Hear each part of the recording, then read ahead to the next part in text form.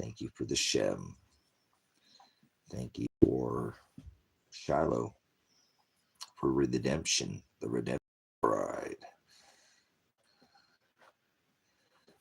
Thank you for being not in a house made by hands. And thank you for being inside the bride, written on their hearts, not sealed by the law, by faith, but under destiny. They were predestined from the foundation of the world. You wrote them in the Lamb Book of Life. So thank you for that bride. Again, the Agape. Thank you for charity. Charity, love is charitable. We have to be patient and kind and meek and charitable and following his commandments. He commands us to be charitable. So we need to tithe our time and tithe the light, and don't hide it in a basket. And don't. Remember, he told the rich man he was given. He actually told the poor man, right, had at least shekels, the one, to give it to the rich man because he didn't use what he was given. So we need to use these parables and the scripture to guide us through our daily cross that we take up, the crucifixion that we receive for not going by the things of this world.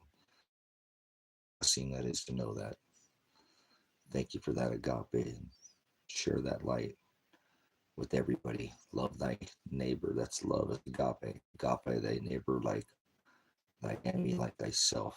More importantly, that's really, I didn't want you to be others, but you're focus on that self is your biggest enemy. So we are our own biggest enemy. So that's the way it goes. That's why I said 490 times you must turn your cheek. Got to follow in his commandments, and he commands us to be charitable. So can't hide it. Got to share it. So I wanted to share something with you that I stumbled upon, that I've been doing some research in front of your family and your friends, and in this modern day we're really all right. Okay. All right. Let's see if we can get a better connection there. I'm not sure. I don't have any other windows open, so bed, low tech phone, and out in the middle of the country, so you just have to. And my apologies. Well, if it doesn't stay connected, maybe I'll try it in a little bit later, maybe. We'll see. But all right, forward, and better be ready for the day that the sun punches this magnetosphere, as we've been getting a ton of solar energy penetrating the magnetosphere and causing auroras when we shouldn't be having auroras. And they're not, if you're not wise to that, that is something that has been going on since the 1800s. So it's not a new event. And they know this magnetosphere, one day this whole system's going to go down, and they know it. I'm not blind. I see their other grid system they've got, their other lane changes, their defiles, all this. I did this. I'm wise to traffic flow reconstruction, so I see you can reconstruct what's going on. 5D is like a game of chess, not a simple game of back and forth, maybe jump somebody or what. No, let's not do that. But he said, let vengeance be mine, say the Lord. It's a 5D game of chess. It's not a simple game of checkers, okay? You have to have a little bit more of a prognosko is a Greek word to have foreknowledge of. He said Paul said, I also did foreknow who I did predestine. To foreknow is prognosko. That's to have foreknowledge of. So, what your opponent's going to do, make a move ahead of them, maybe play them like a pawn. So, either way, you must be prepared, as Christ said, have extra oil in your lamp and be girded in his service. And remember, nobody knows the day or the hour. So he said, trim your lamps. Girded in my service. That's the word. Not believe is not a thought in your head. That's a action. It's a verb. Faith is a noun. By faith we are saved. But got to be girded in his service, doing what if he said, I didn't call out to their hearts to seek after me, not one of us would, brothers and sisters, not since the beginning of prognosko, foreknowledge of, not since the foundation of the world.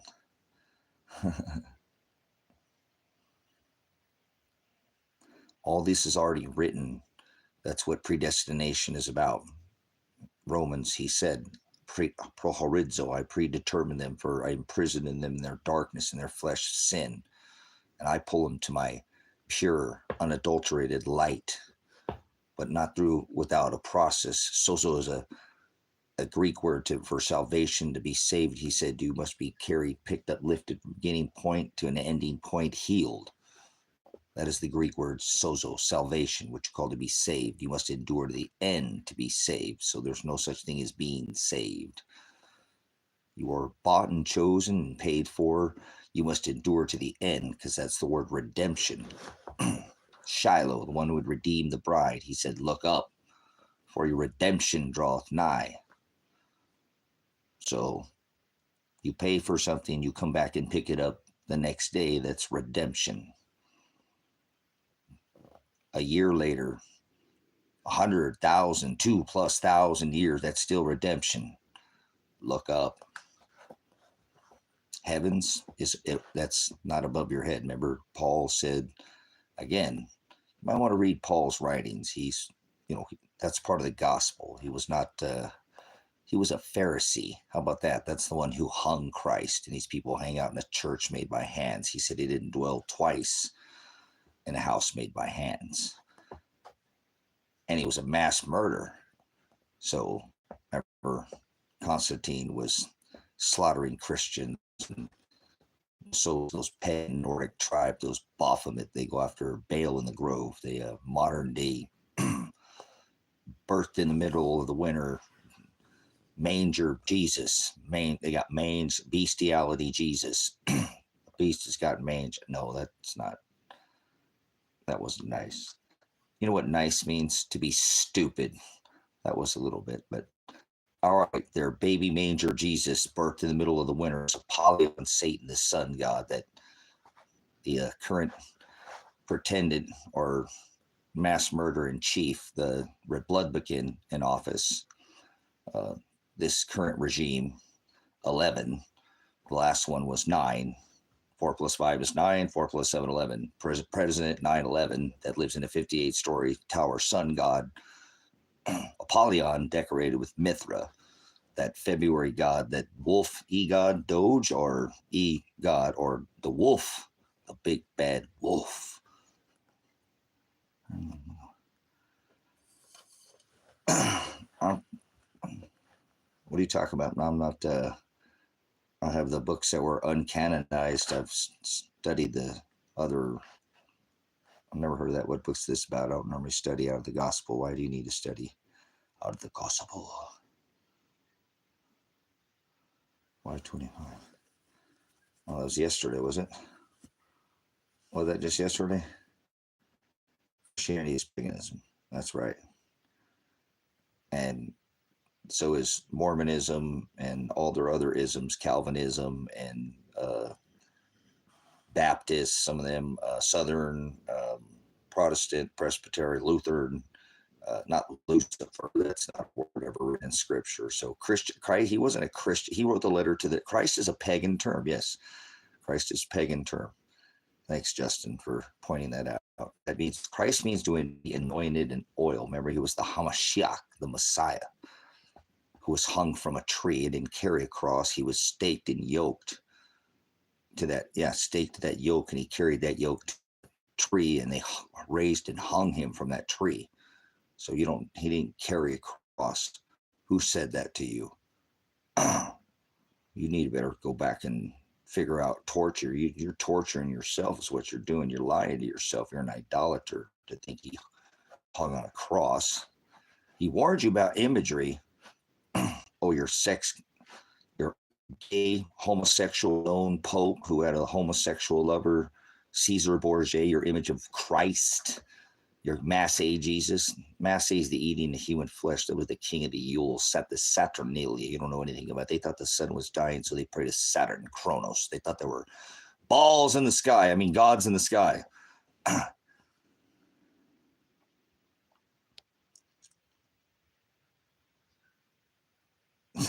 Someone sent me a link to your channel. They told me you're the reincarnation of Judas. Oh, well, why do you betray Jesus? Jesus? Who in the hell is Jesus? The letter J doesn't exist at the time of Rome. Are you an idiot? I think you must be an idiot.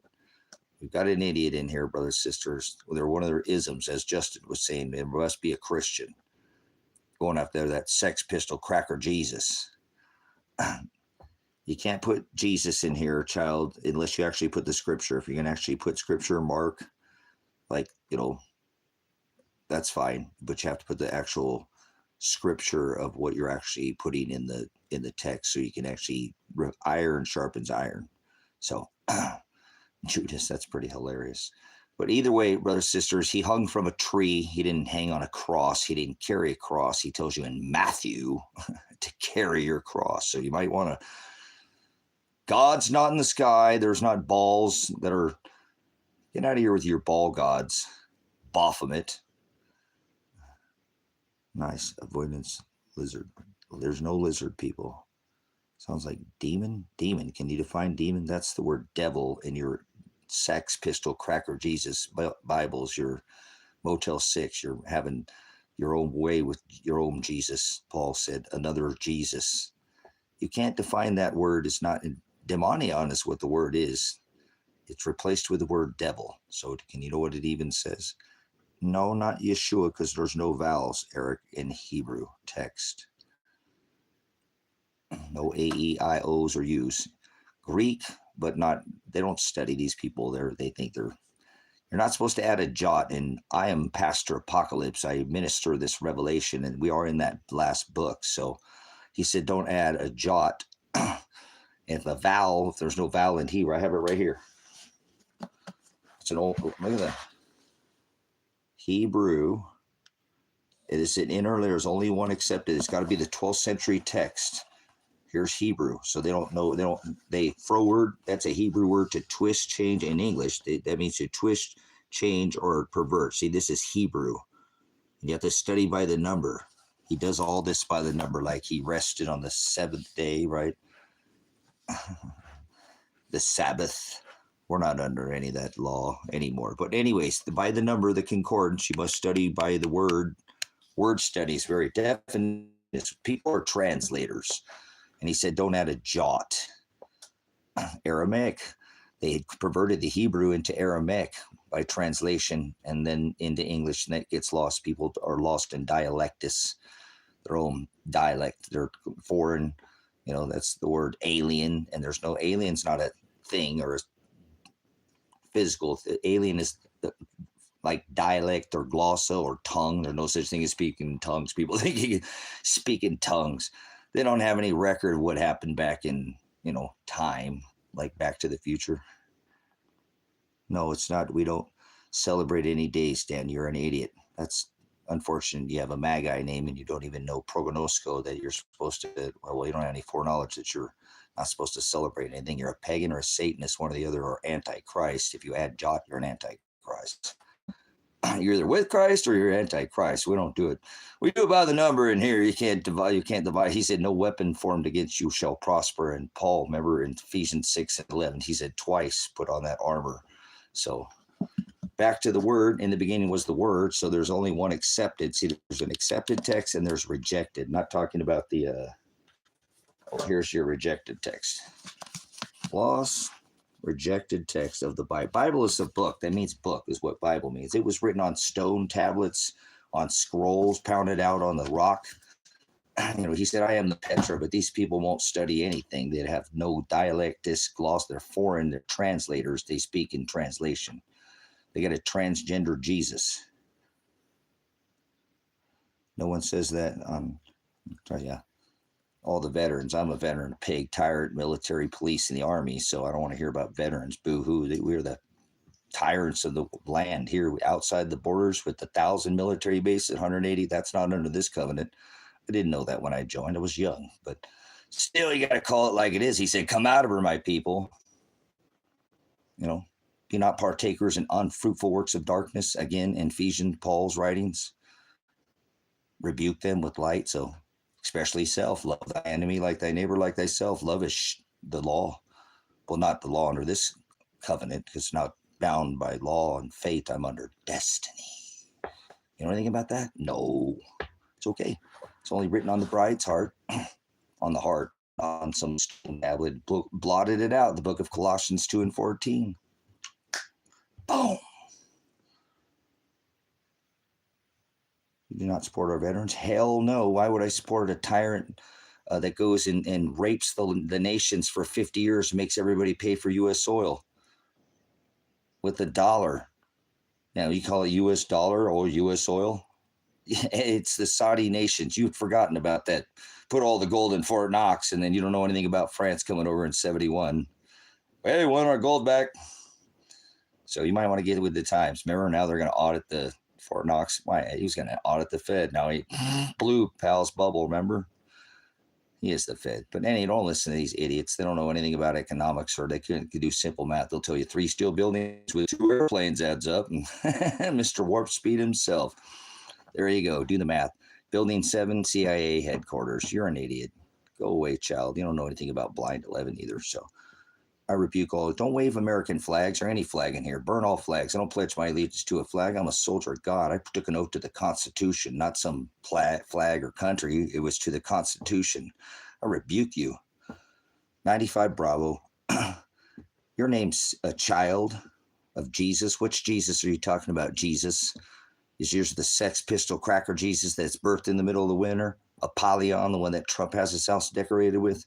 Or his buddy Biden, remember there's this ice hole buddy that trade lightsabers on their ice holes, 2 wings of the same dragon, 2 cheeks of the same hole? Which Jesus are you? I want to make sure that Paul said another Jesus, so I don't know if you've ever studied the dialectus. Did you hear what I already said, Bravo? I rebuke what we do. 50 years we're going to force the Bretton Woods Agreement instead of backing the dollar with gold, which now it's, this happened back in 73. All U.S., all oil in the Bretton Woods Agreement, Saudi nations would be OPEC nations would be priced in the U.S. dollar. And we get the SWIFT system, which means we're the money changer. We get a little bit of everybody's. For 50 years, we crushed this world with 1,000, and we still have military bases in all 180 countries. So take that. Pound sand, move out, draw fire, up, out, haste, out of my face, get out of my space, space farce. God's not in the sky. Heaven's not above your head. Earth's not below your feet. Who's your ruler? I've been under a commander, and I know I made mistakes, but he said once again, come out of her, my people. So you might want to get with the times. We're not under this law of war, and that's Aleph. He said, David declared him the Lamb of God, born of Bethlehem, as David was born of Bethlehem. That makes him the Ram, Father, the Most. See that? High. That's what it says on, because he don't dwell in temples made by hands. So I can tattoo my hands because I'm not under laws of flesh. Can't put me under that, like 7 Noahide laws. I'm not under it. Remember, I'm not bound by the law. I'm under destiny. Those I also did foreknow, who I did predestine to conform to my image. We're supposed to stand against this, Oh, we were we were a blessed nation. Were we worn outside? No foreign entanglements? Once a blessed nation, allowed to genocide all these pagan Native Americans who were pagans. Satan is adversary. Antichrist, they worship same thing in Egypt. Same thing, gods of beast head and man, and that's all paganism, Satanism, Egyptian, all this same idiocracy. These people are idiots and they don't remember what their own history, I guess. History isn't in a book, right? Book is a Bible. Well, that's what the word book, right? Or Bible means book, but that's one side of the story. Loser gets left out, writes the history. Use your Fifth Amendment or no, only one side. So you might want to read between the lines. Yeah, that's not how history works. So, but we'll use it for dialectus, glossa, for the tongues. No such thing as speaking in tongues. They're just atheists who are contrarian. Atheists who are contrarian. Well, no, hey, my son, when he was younger, he'd say, Dad, when I talk to these Christians, they don't really know anything. When I see people that are atheists, they know more about, the things that we're talking about, like they're hiding behind that. Cause like I said, again, we brought up this thing of homesteading, and we get back to this. It's hard for me not to, share this word. I mean, he said, be charitable with it. So it's what I do.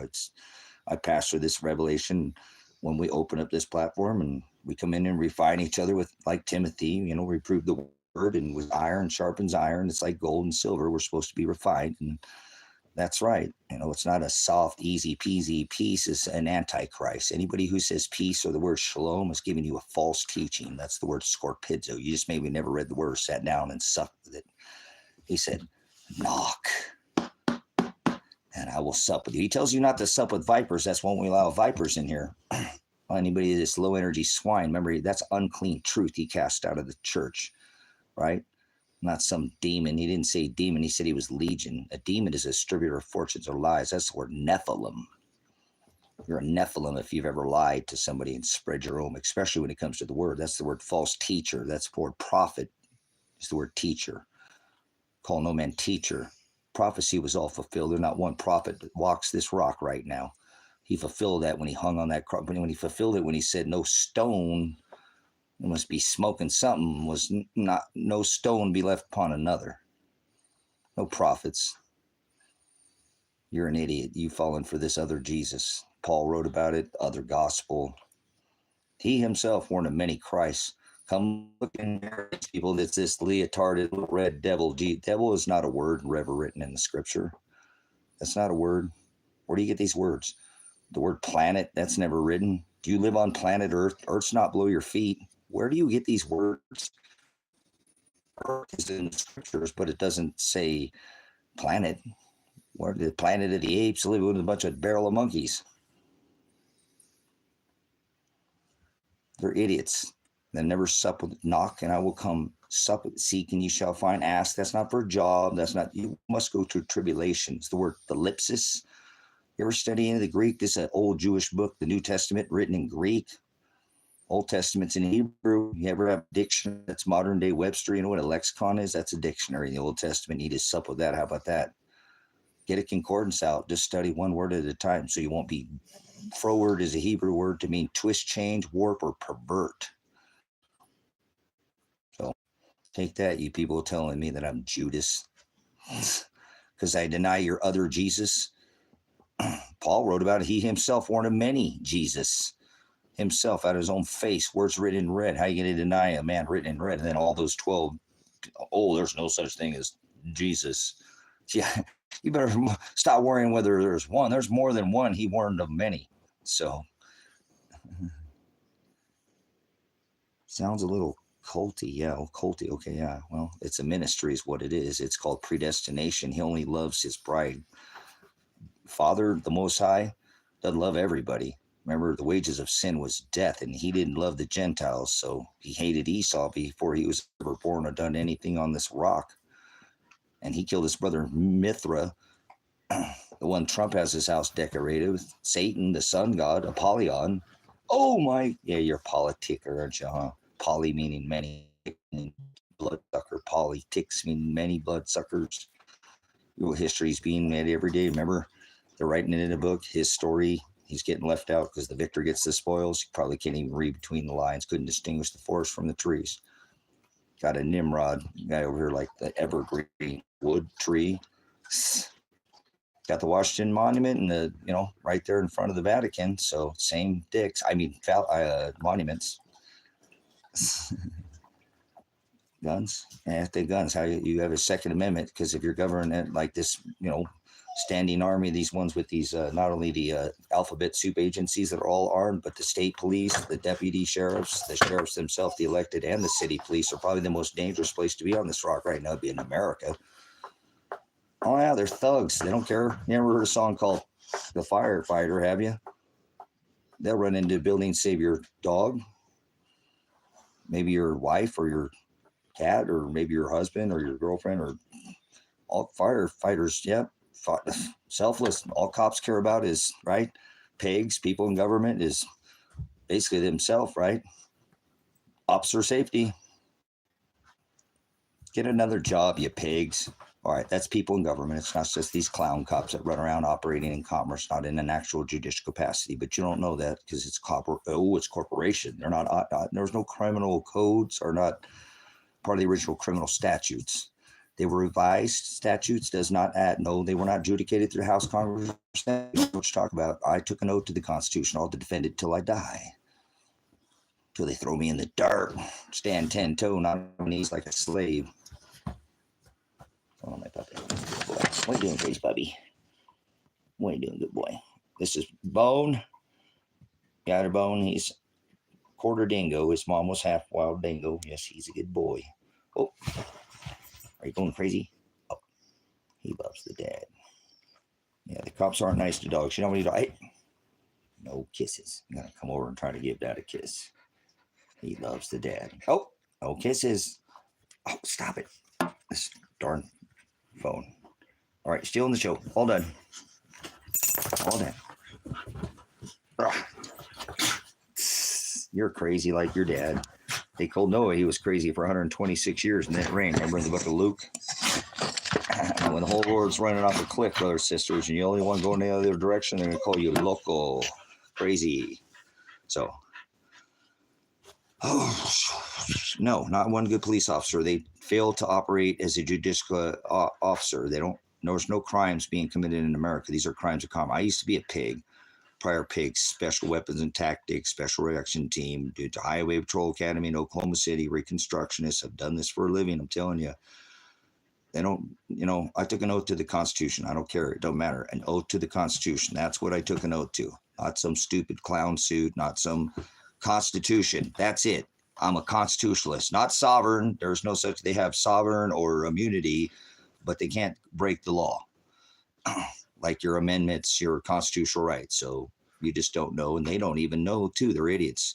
I was one. I didn't know at the time what the hell I was doing. Hey, well, at least when I did it, I couldn't search a woman, A gang back then was a heavily armed group of thugs, all wearing, a heavily armed group of thugs, armed, because somebody brought out the arms, right? Well, okay, 5 or 6 or more. Do you want to get the official right here? 5 or 6 or more. A group of armed thugs, heavily armed, going around harassing, extorting the general public, all wearing the same. Then blue line. I told you, done this. So if they were actually operating for a constitutional republic, they would change this, but they don't even know. There's only one judicial court in this whole divided corporate American divided states. Which 2 states are united? You give up your life. Well, then you must be reading just in Matthew 10:34-39. Thank you for reading it. I hope you can say that all on your own, Justin, without reading that book. It is the backbone of this ministry, Justin. 34-39, Matthew 10. Do not think I came to bring peace. That's false teaching. I came to bring a sword of division. There's 2 riders on the white horse. One comes with a crown and a bow. One has the scepter, holds the inheritance. That one with this, yes. Which one is, what is he holding there, Justin? The one that holds the what? The one that divides, the horizo? Don't think that I came to bring peace, but I came to sword a division. 2 riders on horses that are white, but 2 different riders, like 2 different Enochs and 2 different authors. He always sends 2 witnesses to make it a contract. Like he said, he would send those 2 that hang right there on that thief, right there, of those your left and your right one that you got, if you got 2 of them. Can you say you got soft hands? No, I work out here and I'm on a farm. I'm a homesteader and I have a homestead out here, so no soft hands here. Tacos! Says he steals the show with the word tacos. What's your opinion on Ezekiel? All right. We got to put the scripture in here. Sonic Hero, a game. Hey, can you tell me, something about games? Sonic, you got a game name, right? Sonic Hero. Can you tell me anything about games? because I'm actually trying to purchase another piece of property for the ministry.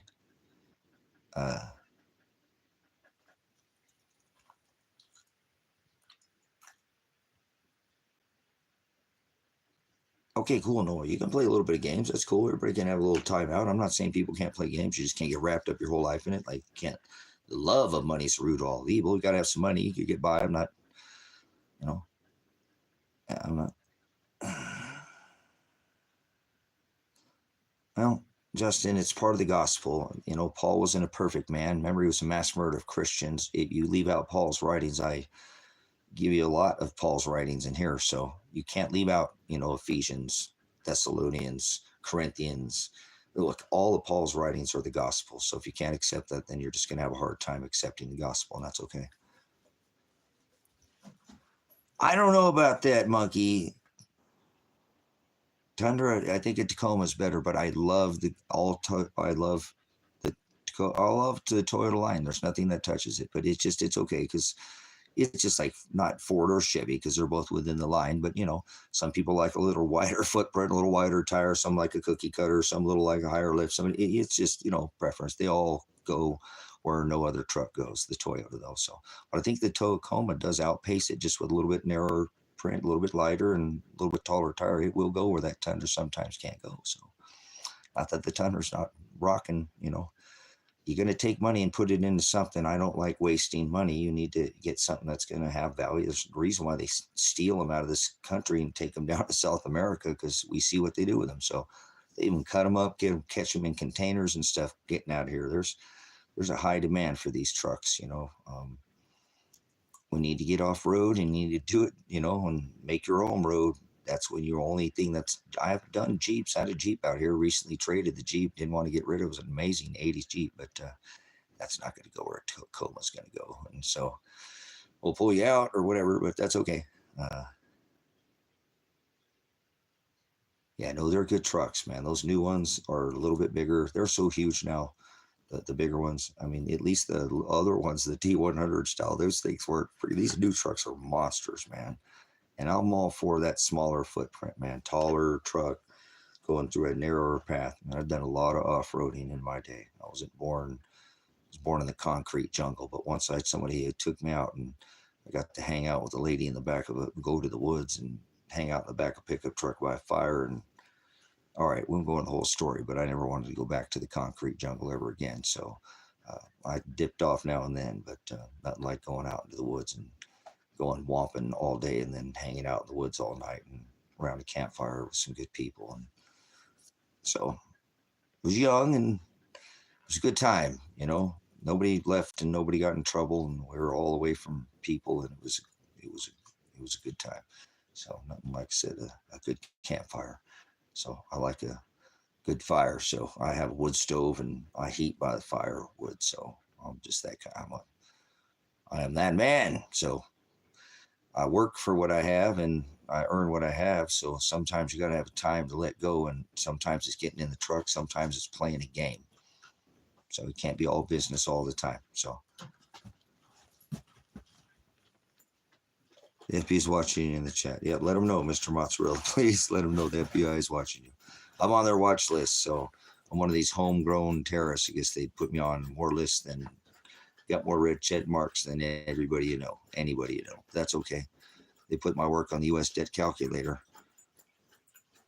They go put you in your Walmart camps. They did it during World War II. They're already going to audit the Fort Knox. They clip the copper. They're doing all these rituals, occult rituals. But doesn't mean they're not going to do it. And I've never got a call from the FBI. There's a low man on the totem pole. Federal Bureau of Idiot Imbeciles, and all the way to the Department of Jackasses. Never forget the centralized idiotos, or idiots and asshole, or asshole where asses means you can't learn, but that's okay. Like Building 7 was CIA headquarters, so you might know that Mr. Warp Speed, Mr. 9/11, it's all about that Tesla tech, baby. It's all about revealing the tech and putting you in that millimeter bowl. Dome, freedom. Yeah, right. It's about rights.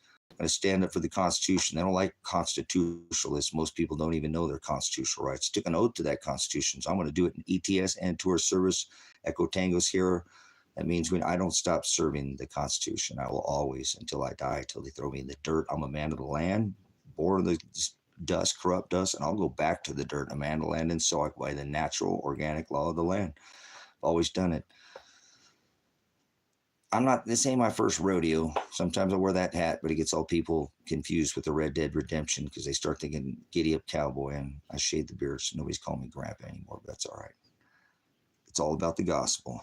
So either way, I'm come out of my people. I won't stand for this. I'll stand against it, and they'll never let me back into the military as a chaplain because I would expose this. So we're not supposed to have military outside our borders. We can protect this nation, an apostate nation. A corporation is what it is. It's not a constitutional republic. Not at all. Which gospel? What are you talking about there?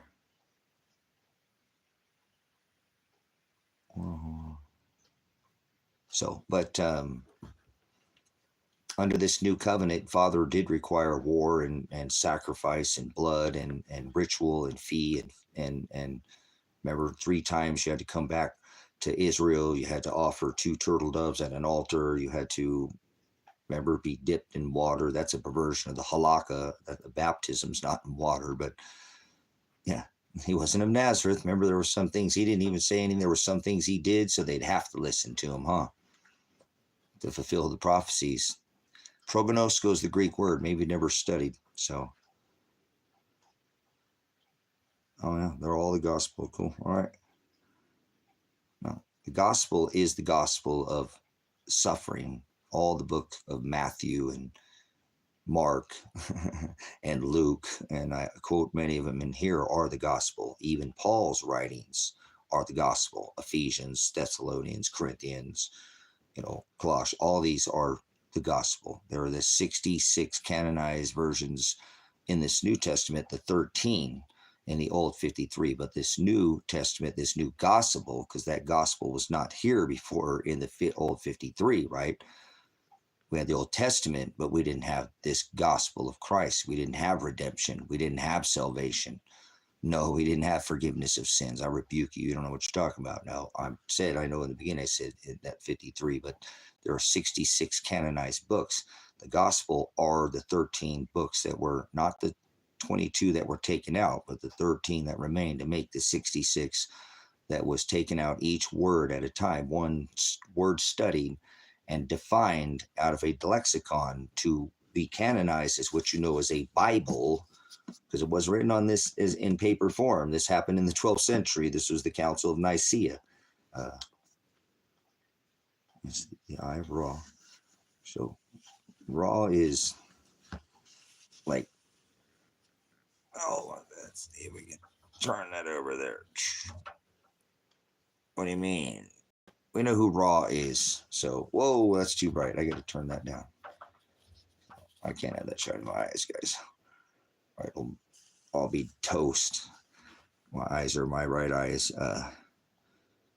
Why are you so obsessed with the gospel? Because that's the only way to the Son, is through this suffering. The gospel is the ellipsis. The gospel is the narrow way. He said, I am the hados, I am the aletheia. The gospel is the truth. People must know they must go through suffering. We must not celebrate. We must not partake in these Jezebel traditions under these calendar dates and celebrations of birth. That's the most vain thing you can do, is celebrate yourself. That's idolatry. He divorced his bride Israel for doing that. What makes you think he'd accept that today? They think God's in the sky. There's no gods in the sky. There's nothing in the sky. Nothing's come ever out of the sky like this nonsense. These people are Jezebels. They think sons of God are fallen angels. The Son of God is doing the will of the Father. Those are your brothers, your sister, and your mother when you take it to the text. But they make up their own gospel. Another gospel, Paul said, and another Jesus. So you've been warned.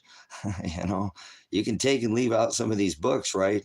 Well, they did. They took out 22 of them because they were not aligned hados with the scriptures. By definition, they lacked. And if you're not speaking definition, you don't know what you're talking about. And if you can't not tell me what these 2 words are, I encourage you never speak anything out of these books ever again. If you do not know what the word halakha and haggadah is, you don't know Christ. You don't know the anointed Hamashiach was born of Bethlehem. You don't know Jesus. If you don't know what the word halakha and haggadah is, you're not a disciple. You don't read these books. I know you don't. You don't study this at all. You have to know, and it doesn't matter. I ain't trying to bring anybody to him. I've made a decade or more mistake thinking I'm bringing people to Jesus. No, you would show them to the narrow way. He will do the condemning. We show them to the narrow way by loving them and showing them the light they're in the broad way. We show them to the narrow way 2 times. And then we're not supposed to sup with vipers. We don't cast our pearls before swine. If somebody is a beast, brutish in nature, and does not want to learn like an ass or stubborn, we're not supposed to try to turn a goat into a sheep. It's already chosen from the foundation of the world. Remember, prognosko, to have foreknowledge of. They don't study Greek. They don't study Hebrew. They study some other version. There's only one version that is accepted. Everything else, remember, there's rejected texts, and then there's the accepted Textus Receptus, meaning these are the ones that they're interlinear, written in both the Greek and the Hebrew. A 4-volume set. In this case, you can find it written in one where it's coded with the Youngs, like Brother Jim teaches out of, or as I have here, where you can buy on. We sold, can't imagine through the years how many of these sets have been moved through this ministry. Hallelujah. So they can actually study the words that were canonized. So you can even go back to the Greek. So it doesn't say he gave his power and his authority to the beast. It says it gave its. And if you do and study the Greek, you know it's neuter gender. So it can't be a man or a woman anyways. That's why it says it's in this book and not his. Your book says his. Go look it up. You're an idiot. You study out of some Motel 6 Bible. It was written on scrolls. Now it's written on the hearts of the bride. And you got to study these books if you want a book means Bible, right? It was written on the scriptures, brothers, sisters. This was a canonization they took out one word, studied these. So if you don't know what this book is, you've never seen it, you might want to get the right book to study. So it's the...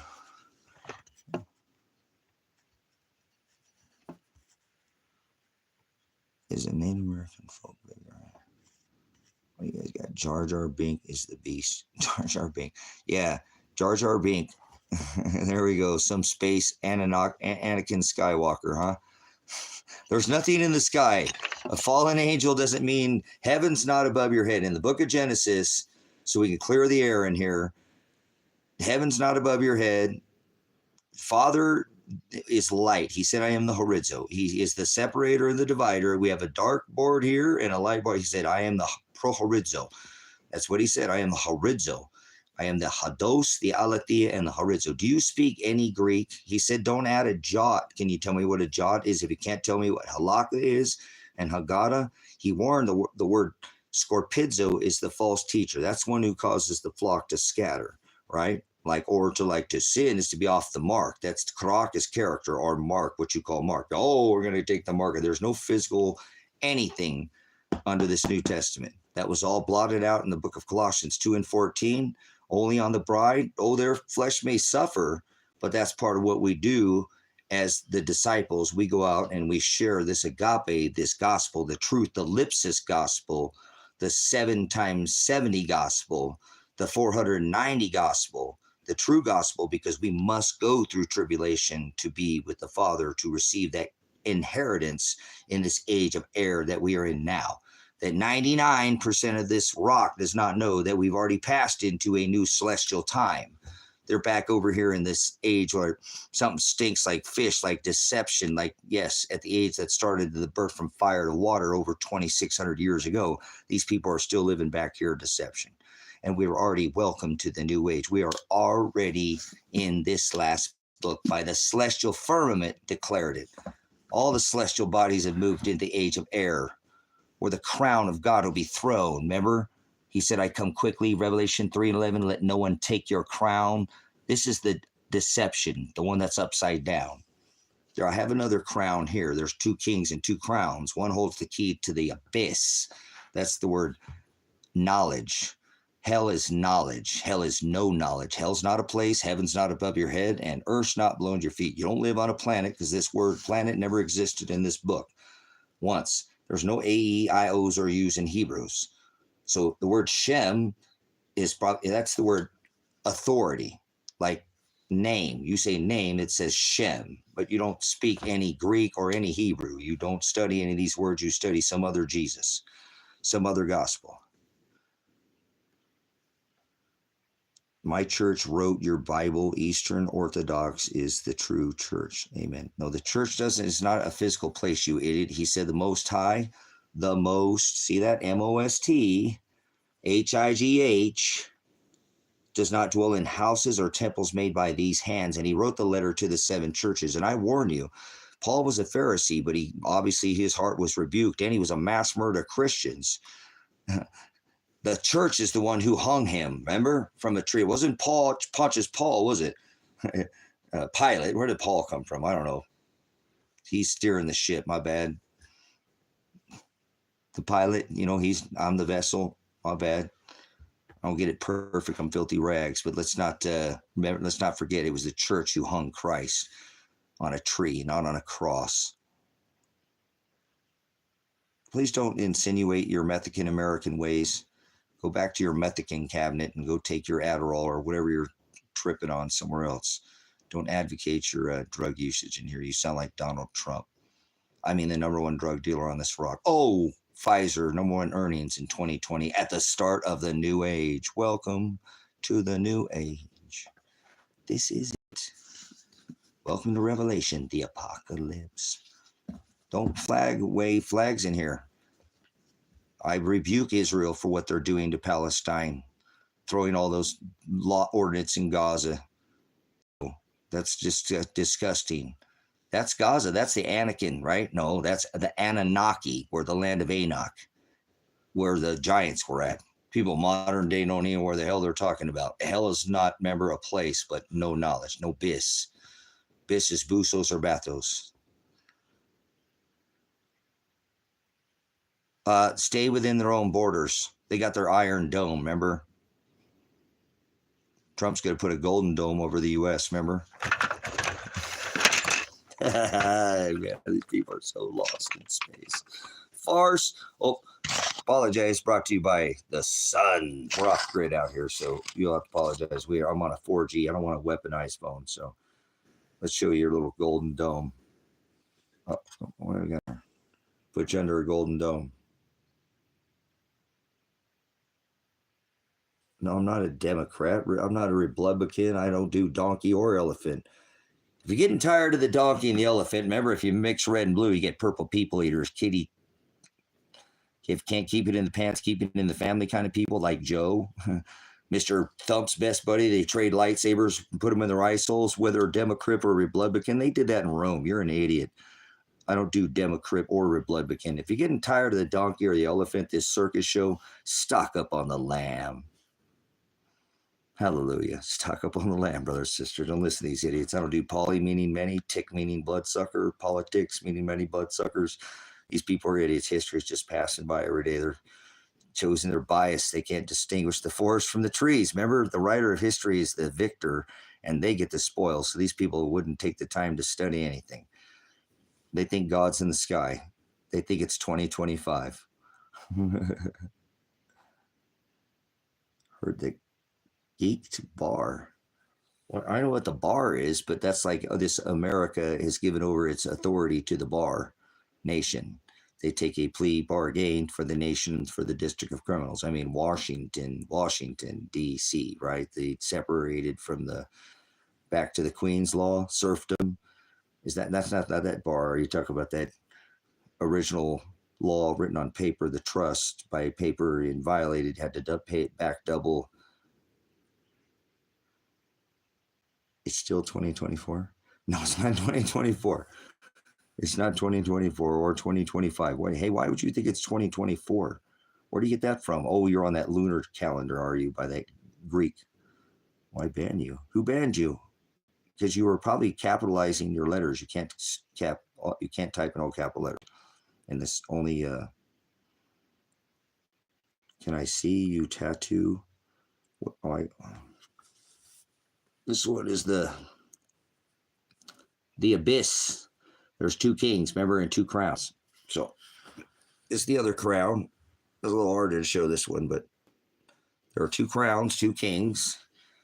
King, the one with the king to the abyss, that we opened and the smoke will rise and the skies will roll back like a scroll. Oh, tattoos don't go against the Bible, you dink. You under Old Testament. You're not going to put me under the law of flesh. So NASA went to the moon.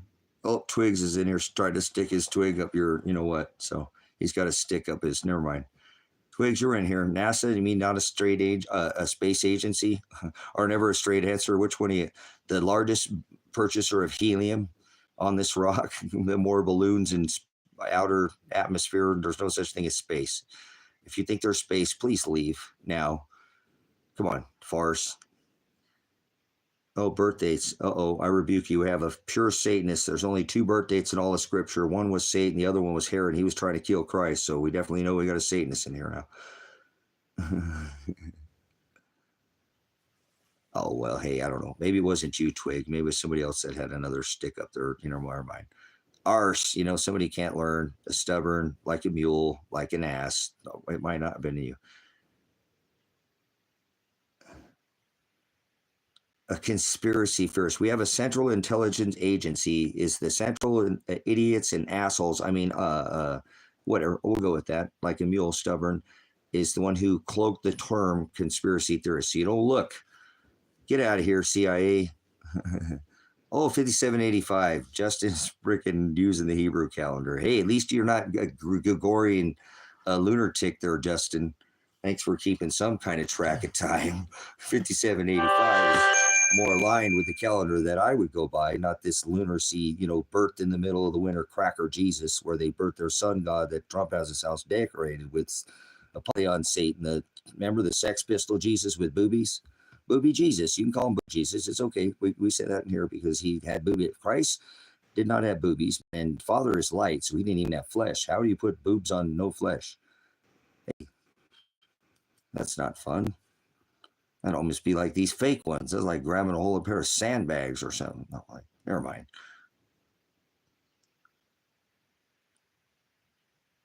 No, if you don't celebrate your birthday, even Elon Stinky Muskrat said you won't get older if you know that. Figure that out. So the most vain thing you do is celebrate yourself. That's the Greek word porneia, or idolatry. So if you want to be a Satanist, celebrate self. And if you don't want to be Christ-like, then don't. Well, if you want to be more like Satan, don't tell anybody that's wrong for us. Oh, you're not supposed to tell somebody. Yeah, you're supposed to judge people with righteous judgment. If somebody's celebrating birthdays, tell them we're not supposed to celebrate anything, not even Memorial Day. Hello, McFly. I mean, it's like a movie you're here. You know, this is reality. It's really happening.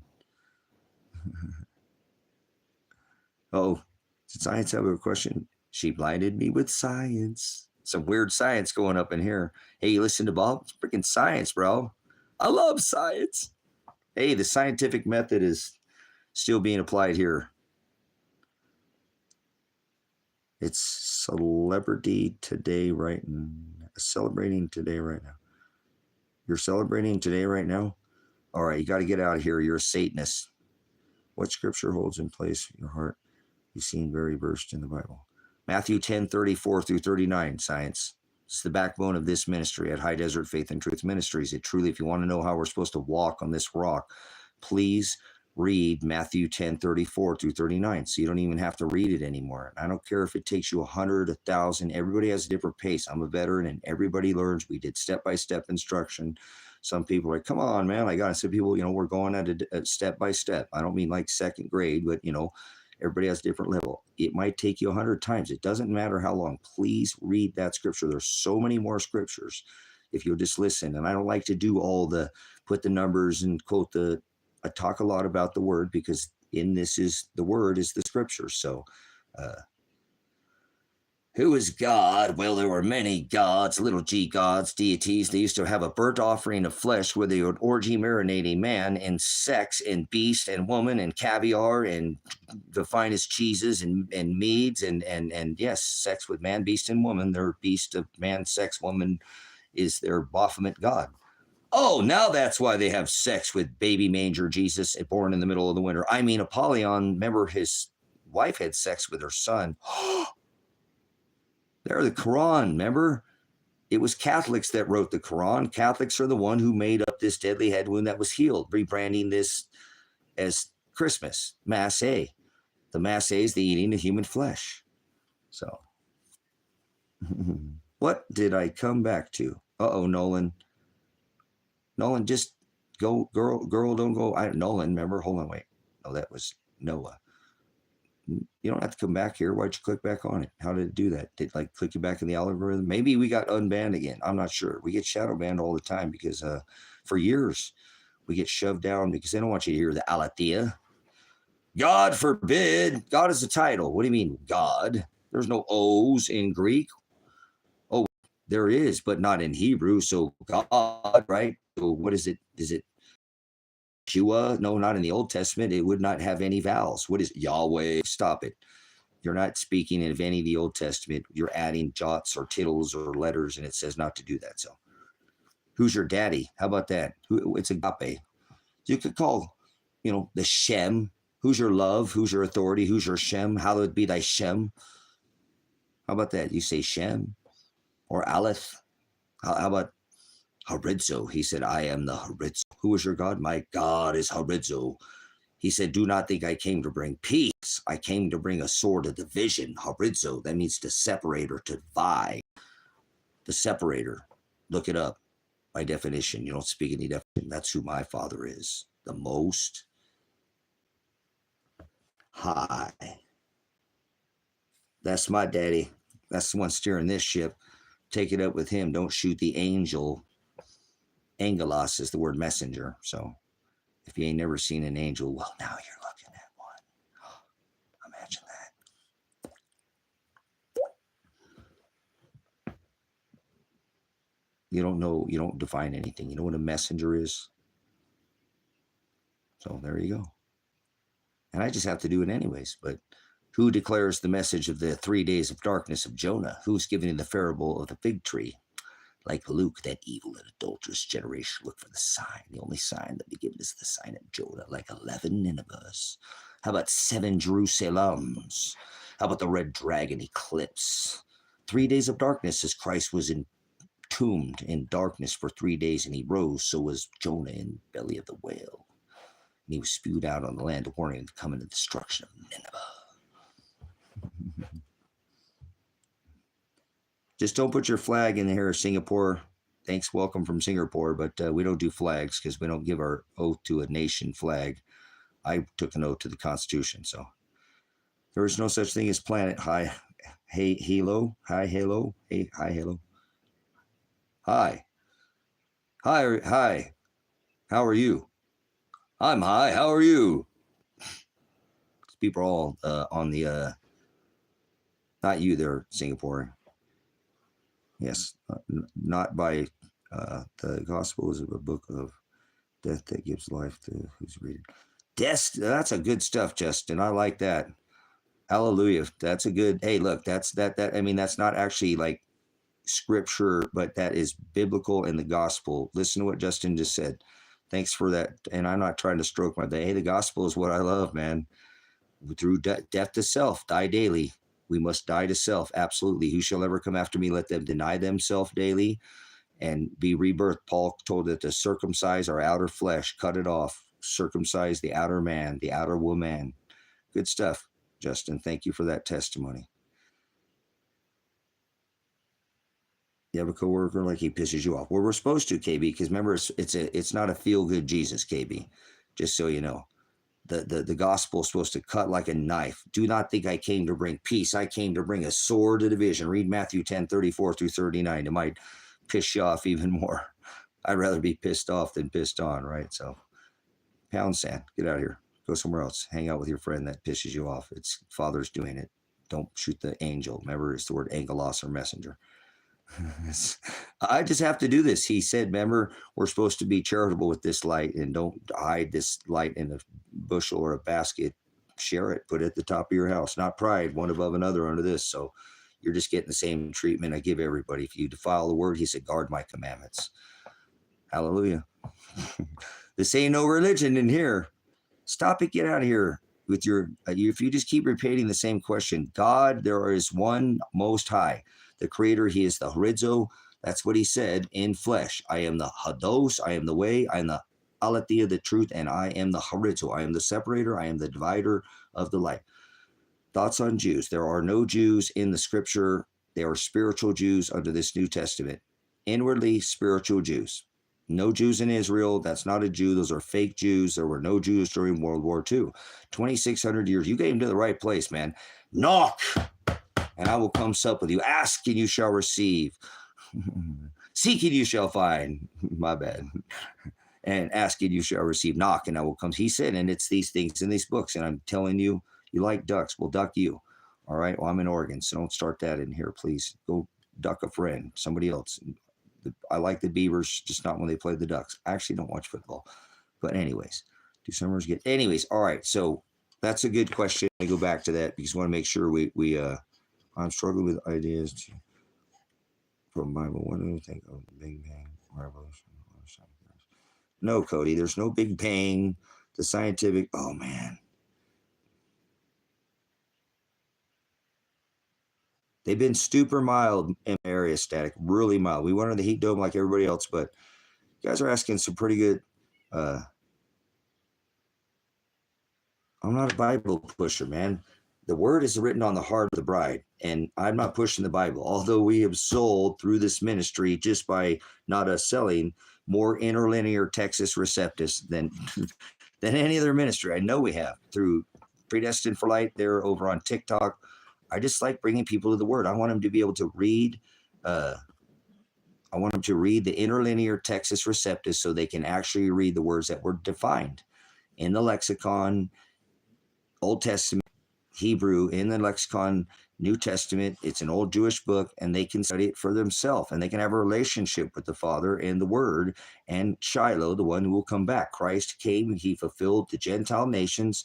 So it doesn't matter who comes in here. It's all walks. There's no Jews somewhere over in the middle. Israel in this text is talking about a spiritual Israel, spiritual Jews. There's no religions. I rebuke all religions. If you're religious, please get out of here. Go somewhere else. You don't study the interlinear. You do not use your canonized concordance. I have it right here. This is concordance. I guarantee you, go to your blasphemy churches. Here he said twice to declare he didn't dwell in hands, and you're not using this concordance. So you're not taking these words out and studying one word at a time. So leave. You're a translator. And he said, don't even add a jot. That'd be like a period in English. Don't add a comma. Don't add a letter, a word. Don't even add your own thought, or I'll blot your name out of that final book where only those who are chosen from the foundation of the world will have their names called out in the book of life. So go somewhere else. He said, guard my commandments. I'm not going to let you come into this ministry and give some other Jesus, some other gospel that Paul warned us of. If you don't like Paul's writings, go somewhere else.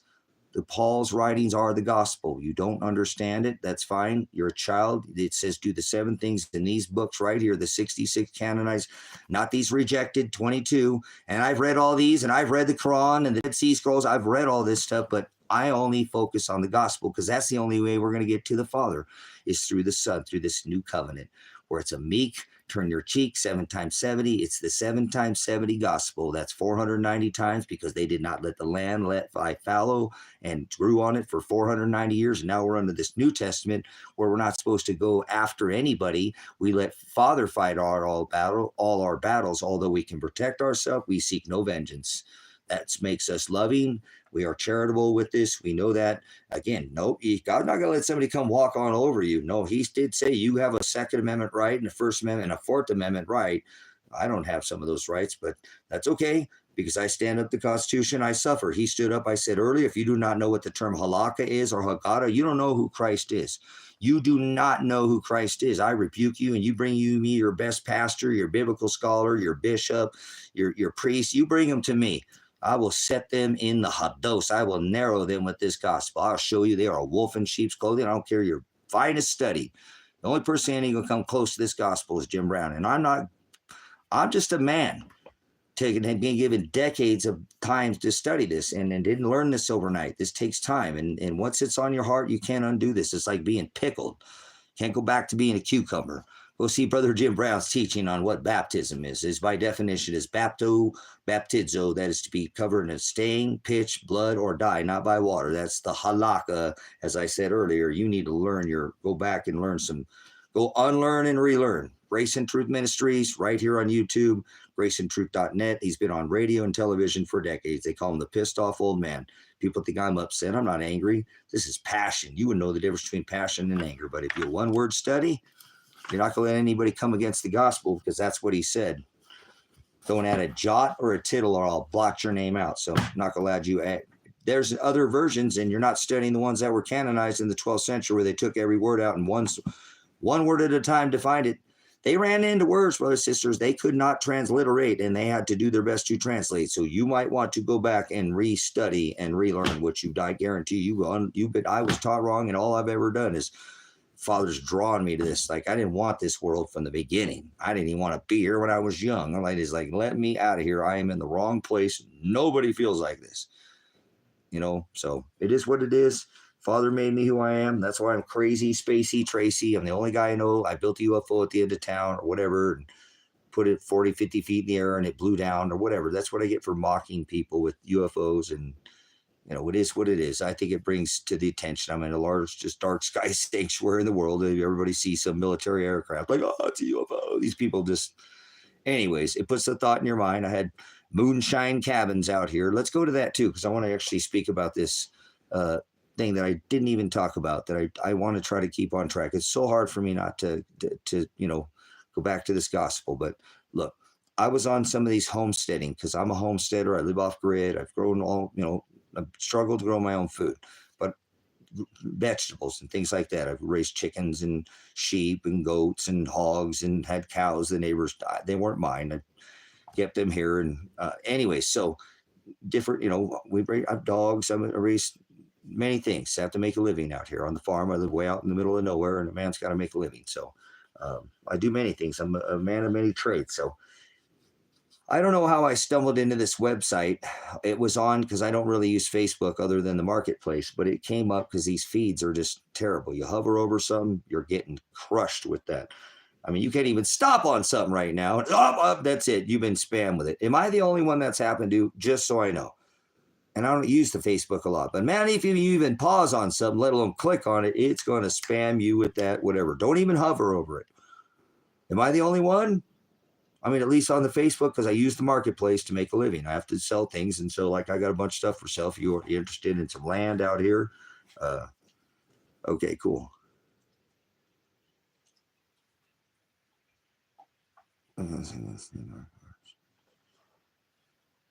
Nice. So,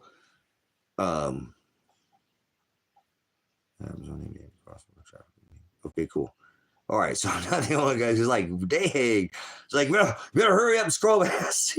Man, I just like a normal feed, man, and not all this spamming me with everything. So, all right, I'm not the only one. You're not the only one. All right, I'm going to try to lighten it up here a little bit. Father, please help me not to try to teach so much. I want to just have this conversation because it's a really good conversation to have. Well, guys, I've been trying to build a homestead for 10 years. Now, I'm a different kind of guy, so I know it would take a different kind of people to live with me. To be honest, I am so thankful that nobody's ever come. And, in 10 years, and recently I've had Kevin show up, and he's a good match, and I'm glad he purchased this property next to this ministry, and he loves the gospel, and it works, and he's got amazing dogs, and even those dogs, a chicken pecker, and she loves to,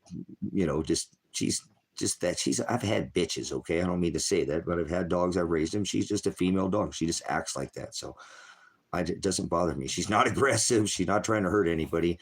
Tango the first time, and he's not a lay down dog.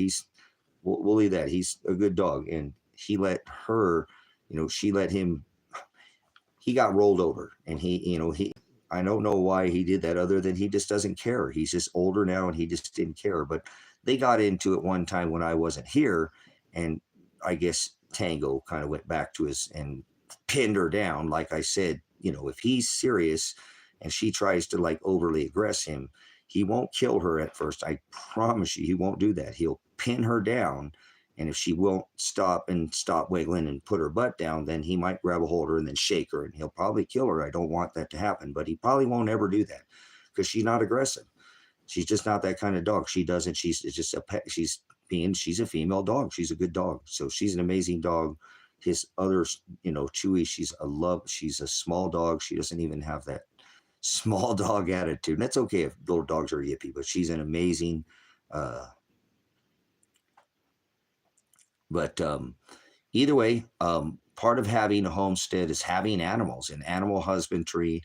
And I really looked forward for, 10 years. I had this field of dreams kind of attitude. It's not biblical, but if you'll build it, it will come. That was a movie, kind of some baseball. It doesn't even have anything to do, but it was something to kind of go by. And I struggled for 10 years to really get anybody to come out here and to do it. And I really had some, what I thought were some amazing ideas to have, time. I told people, because I discovered young in my days that I could trade time for knowledge.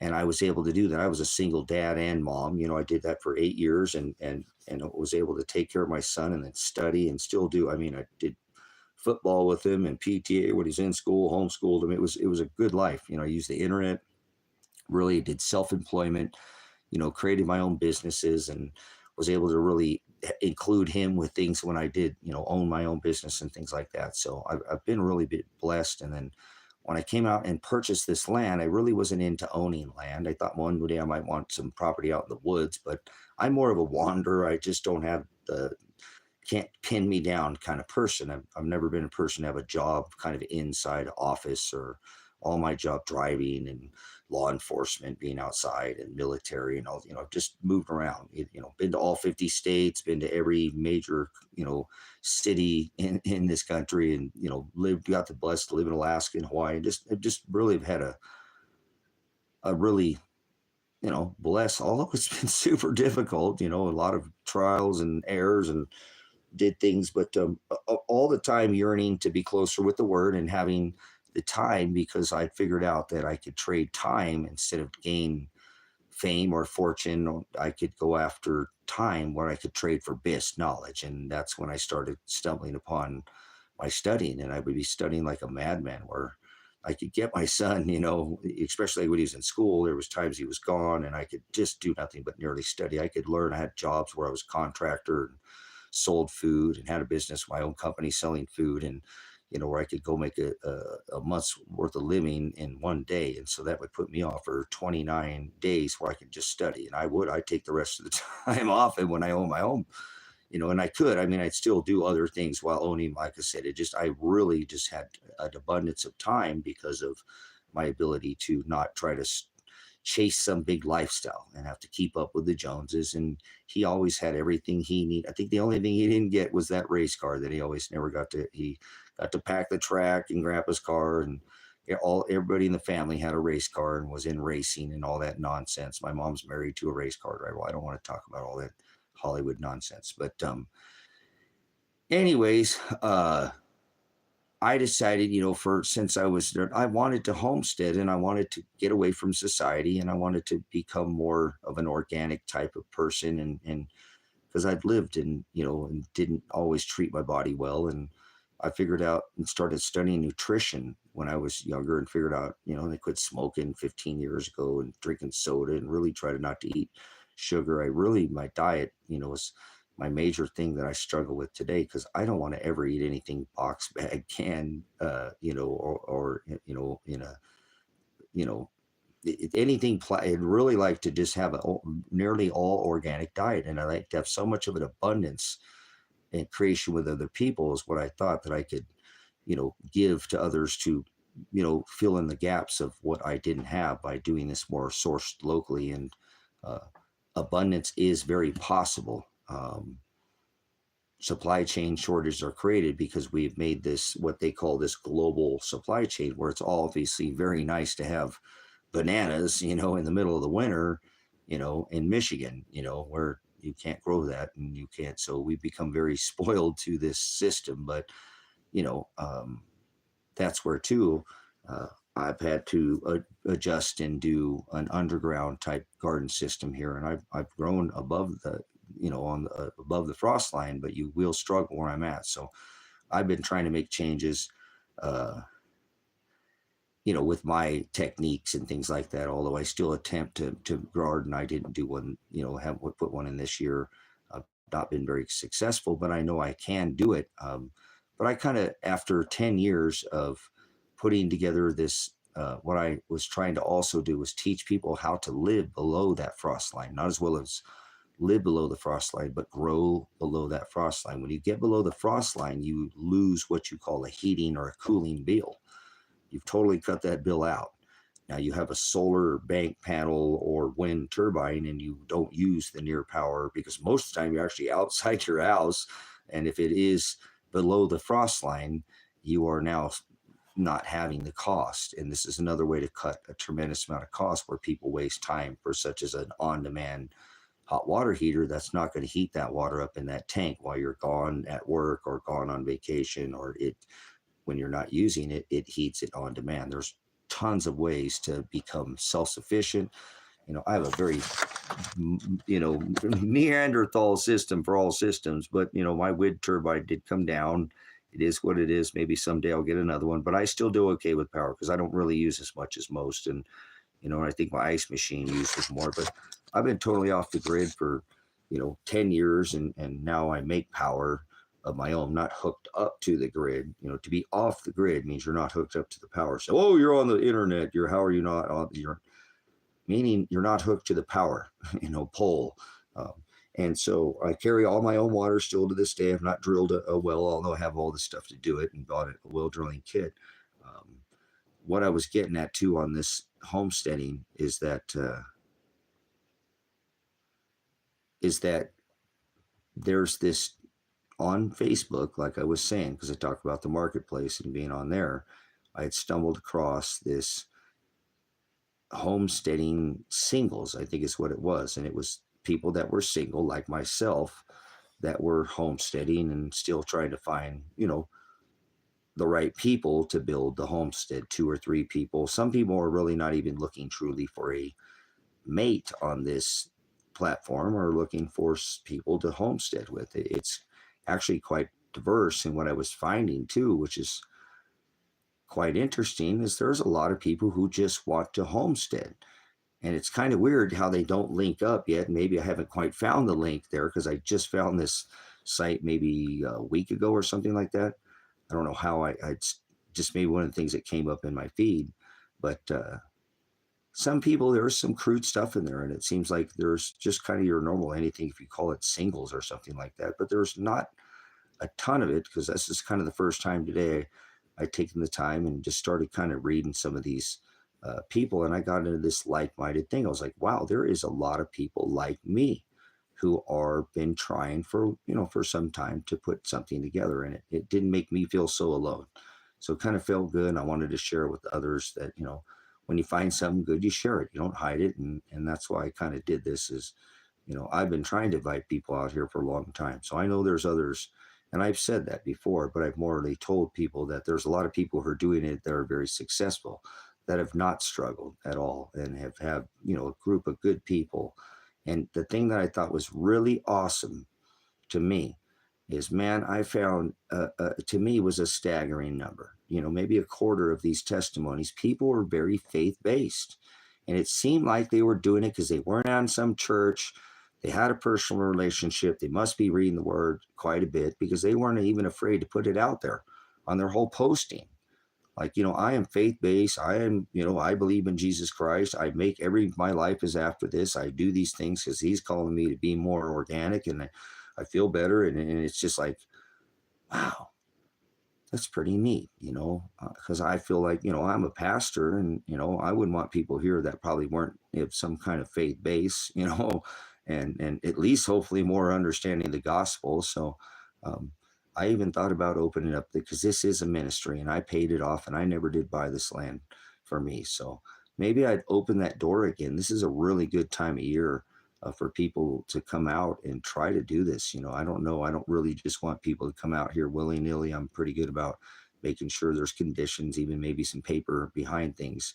So I want to make sure that I get the right people, if I have somebody come out here. And so it needs people here to function. I can't, Kevin and I are, he got a whole 20 acres himself, and he's just developing, and I need to actually get some more, help him finish his backsplash on his wood stove and get that thing in there for him. And, just a great time of year to actually have people actually maybe try. And it's so strange, again, how on that homesteading single or something singles, that there is a lot of people who really don't have this homestead, and and are really wanting to try to do this. I see, and a lot of them, I'm not saying that, but I see single moms with kids and who are trying to get their kids out of the city and these inner cities and stuff. A real drive to try to get out into these open spaces in the country and enjoy some more space and more time. Although you might work the same amount of time,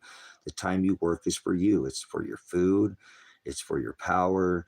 It's for you. It's so you can build yourself. Like I told people, if they came out here, they could come out here and build their own, because I had extra materials next to the one that I had about half done.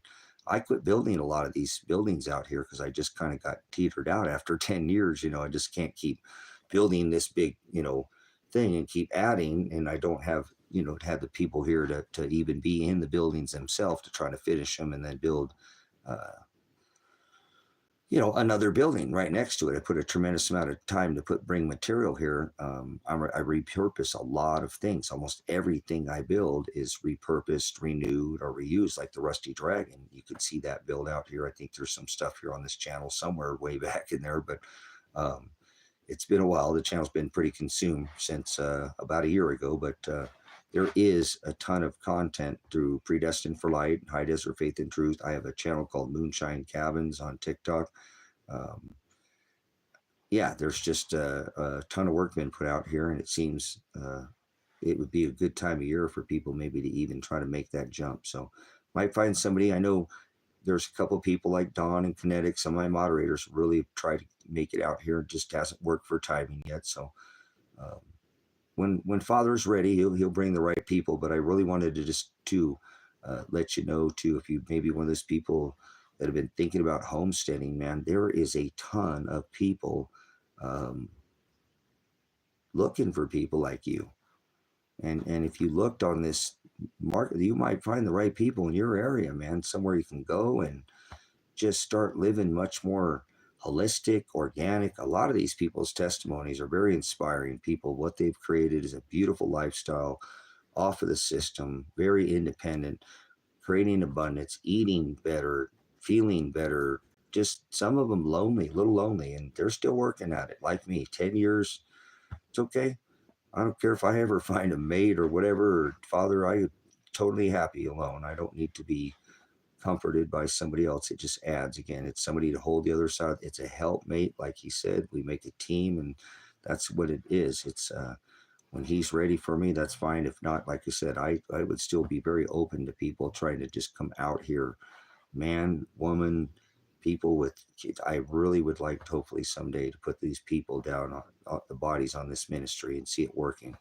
Get this outdoor kitchen built, a big old huge outdoor kitchen with outdoor grills and things where people could. Do you ever deal with coyotes? Well, we have a little bit here. We have got a ton of coyotes here, but through the years, I don't think I've ever really lost any of my cats. I think they've all been lost to the birds out here, not the coyotes. But yes, we have a ton of coyotes out here. But the farmers don't mind them because they eat all the whistle pigs or the prairie dogs, whatever you call them. How do you believe in God? Because that's just the way it works, Banana. God creates good and evil, so you just have to let it go. He creates all things, evil as well. So evil doesn't create evil. God creates evil. That's why that happens. There has to be that resistance. A bird cannot achieve lift without resistance. That's just the way it works. He said, I do all these things after my own counsel and for my own pleasure. You don't make no mistakes. So, okay, but anyways, I'm located in Oregon, where I live in a place where there are so many people living off the grid. It's very hard for them to put restrictions against people. Really, the only people who get messed with out here are maybe the people who are messy and one of their neighbors complain. But if you put up a nice little spread, I have this property is Silver Rock Ranch. It looks like a movie set, more like it than, it's a very unique property. I've built a kind of a unique place because I love to repurpose and renew, old materials and tins and rusty, tin and things like that. And that's kind of like this, what you see behind me, a little kind of a glimpse of what I do out here. This is actually a tractor trailer turned into there's the old little bucks. I got a wood stove over here. I heat, built a hearth and all that. This is a project that took some time. Got a bathroom and a shower and kitchen, and it's a nice place. I built it a little different than I've ever done any other kind of build, but I wanted something very different. Also, light pollution is nice to be away from. Well, static. I live in the largest dark sky sanctuary on this rock. 2.5 million acres set apart, protected from light pollution. So I really live in one of the most amazing places if you like the sky. And it's amazing in the winter too. You know what I'm saying? This place is, although there's some issues with these law enforcement officers, you're not me. You're not going to have, most people don't have any issues out here. Like I said, most people, they can disappear for years behind one of these little sand dunes that, we got the largest set of dunes out there in North America. Inland sand dunes. There's just so much. There's the petroglyphs. There's crack in the ground. There's Table Rock. There's Black Hills. There's just the oldest clothing on this rock was found right over here in Cow Cave, right over there in Fort Rock. I mean, this place is biblical. It really is truly a very unique place. And I like people to see people get to live a lifestyle. The American dream is pretty much gone, but it's not.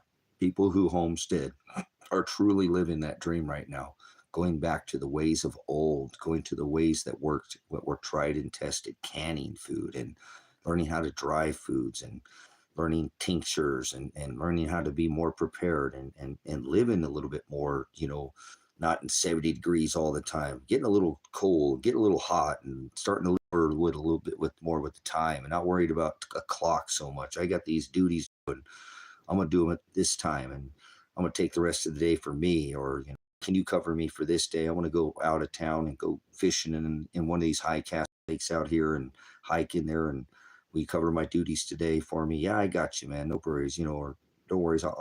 Hey, I plan on doing something next month or something. And just having an abundance of time and abundance of food. It would not be an easy lifestyle. I've had to do it all by myself. It's not meant for one person to do.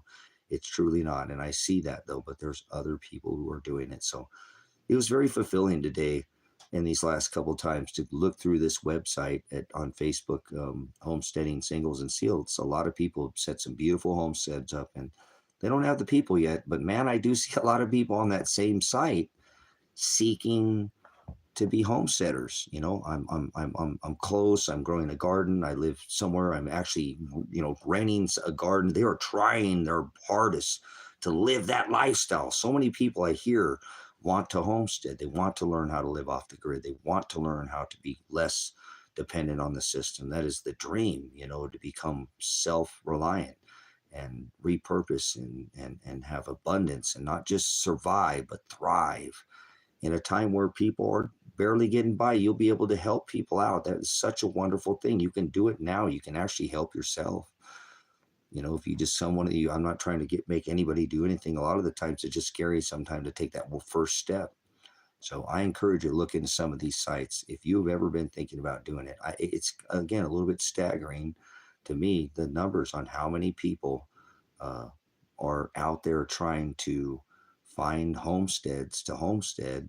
And then on that same website, I find there's just again, an alarming number of people who are single or not even looking for a mate, but looking for other people who are like-minded, who want to live much more holistic, live more organic, live without the dependence, and be more self-reliant and have more time.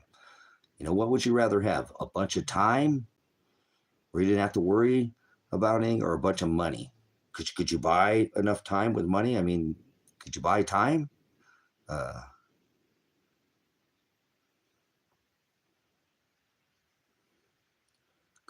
Cool. See, and that's another thing too. And I don't want to say, because look, you got Canadian Prepper up there. He's learning how to build his own homestead out. If you ever watch Nate's channel, an amazing channel. I want to make a note too for Nate. He's changing his channel. Okay, guys, if you're a follower of Canadian Prepper up here on YouTube, an amazing, one of the most creative content creators and some of the best content ever put out on YouTube, and one of the best sites for preparedness. Not, oh my gosh, it's the end of the world. Day X, as he calls it, okay? There's a time, and we're already, in a sense, very close here right now. It's better to be 5 years too early than 5 seconds too late. 2 years too early, then 2 seconds too late. I don't know. How close do you want to stretch it, down to the line? Preparedness is a lifestyle. Homesteading is a lifestyle. Farming is a lifestyle. You become a lot of things when you learn how to become self-reliant. You learn how to start fixing things and becoming, I can skin a buck now. I can skin a rabbit. I can cull chickens and not worry about, oh my gosh, that was my bird. It happens,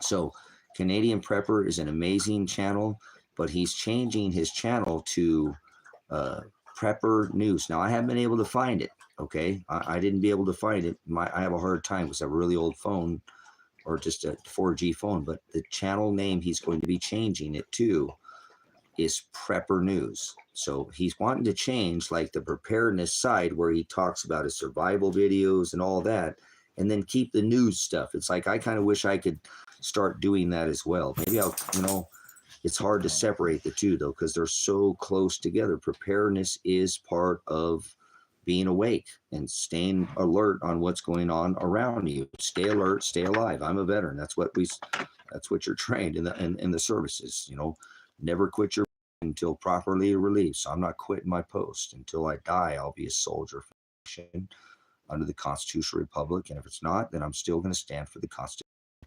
That's what I took an oath to, not to some flag, not to some country. I took an oath to the constitutional republic, and that would be the Constitution and the people who follow it. And the people who are willing to continue to follow it, I fight for their rights. I will continue, and I do it with my mouth, not with arms. So I'm not some kind of person who's trying to, I'm not saying that you can't have a way to defend yourself. You should think about that, on how to avoid that.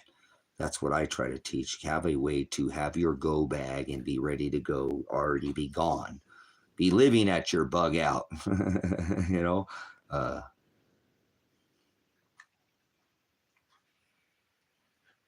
So cool. If you've got some channel recommendations, you can throw them out there, guys. There's some good preparedness channels out there. What is his name? I won't think about it and I'll remember, but there are, no, I'm not in Texas. I'm in Oregon. I'm in the high desert, Oregon outback. I'm at the rim of the Great Basin, and a very, very unique sky. I've been to all 50 states, and I'm telling you, this place has a very unique energy that I've never felt anywhere. The only place I've ever felt anything as similar as this was over on the main island, or on the big island of Hawaii. On the big island there, but there was only spots of it. And I'm talking about old energy.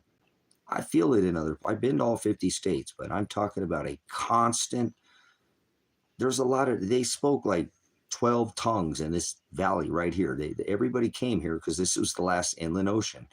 The oldest clothing on this rock was found right here. It outdates anything out of the southern hemisphere. They already said Oregon is the oldest place in the northern hemisphere. They're going to have to announce what this place where I'm at. I know Father didn't put me here for no reason. It is protected from light pollution. They don't want anybody else to come out here. They're not going to let very many more people come out here.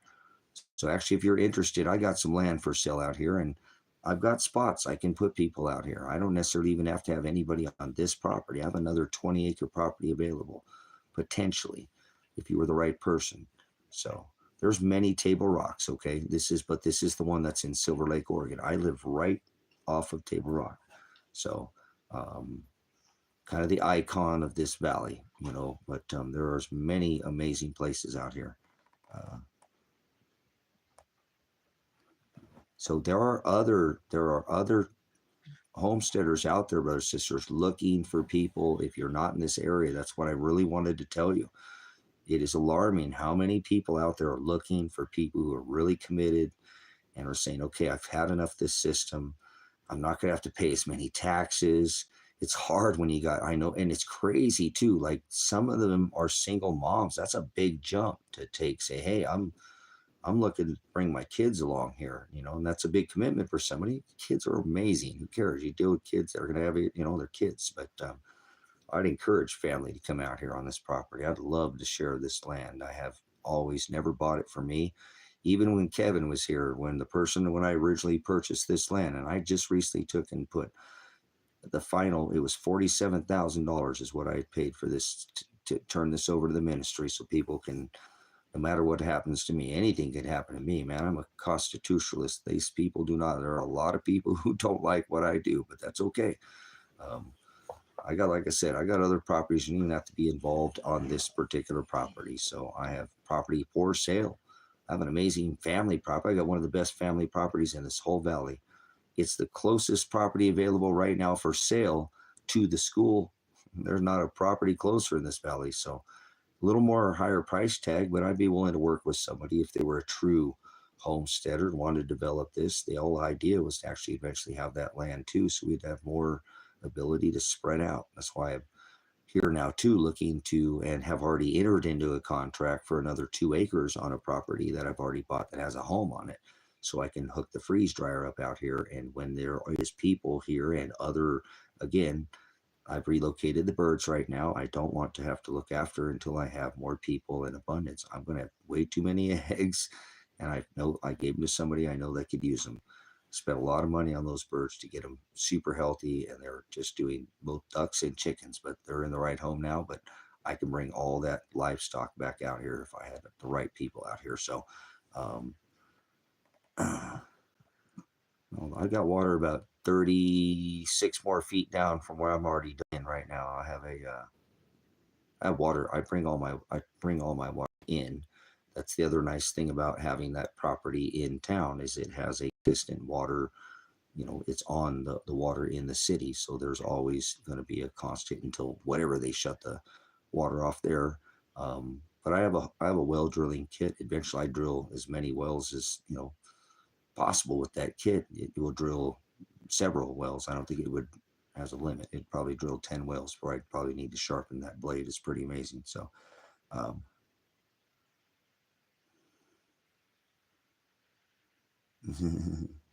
what's going on, man?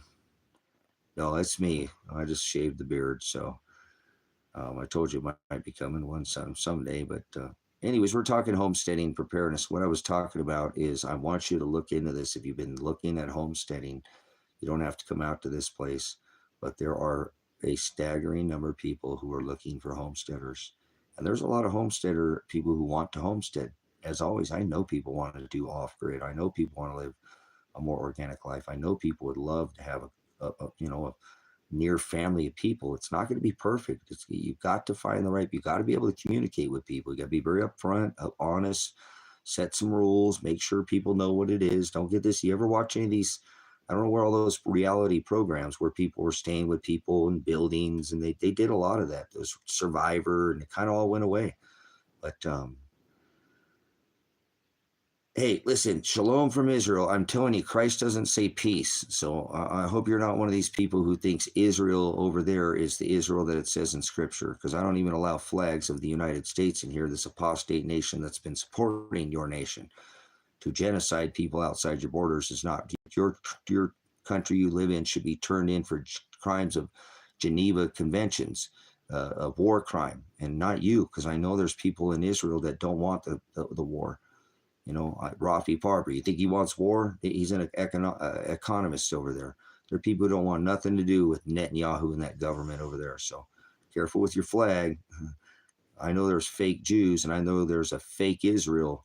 They say fake Jews, but you ever heard of a fake Israel? It's not that place where you're at. That used to be where the 12 tribes of Israel were from, but not in this Israel it says in this book in Revelation. So we make sure we get that straight. Your nation is genociding those people over there in Gaza and Palestine. I cannot believe how long they've gotten away with these atrocities, and somebody's going to have to call them out. It's going to be me. I'm not the only one, but I think it sucks. That people don't want that war, like people in America don't want what the American government's done at all. And they just keep doing it. They don't care. These are banksters' wars. These are gains for these big people with all these people at the money top. So it does not, these wars take and grind up the best of the best. You want to send your child off to some other foreign war, man or child, a daughter, they're going to draft American women. Look at what's happened here in America. They are legislated the ability to draft American women. They've repealed posse comitatus. It's over, brothers, sisters. This nation is done. Put a fork in her. That means they can take the military where those weapons were once pointed away from you and now that's pointed right at you. I got to speak up. I'm a veteran. I took an oath. You can't tell me to stop defending the country.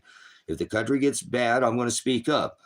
Take an oath to the Constitution as a soldier and stop. It says your various general orders, do not quit your post until properly relieved. I haven't seen anybody relieve me yet.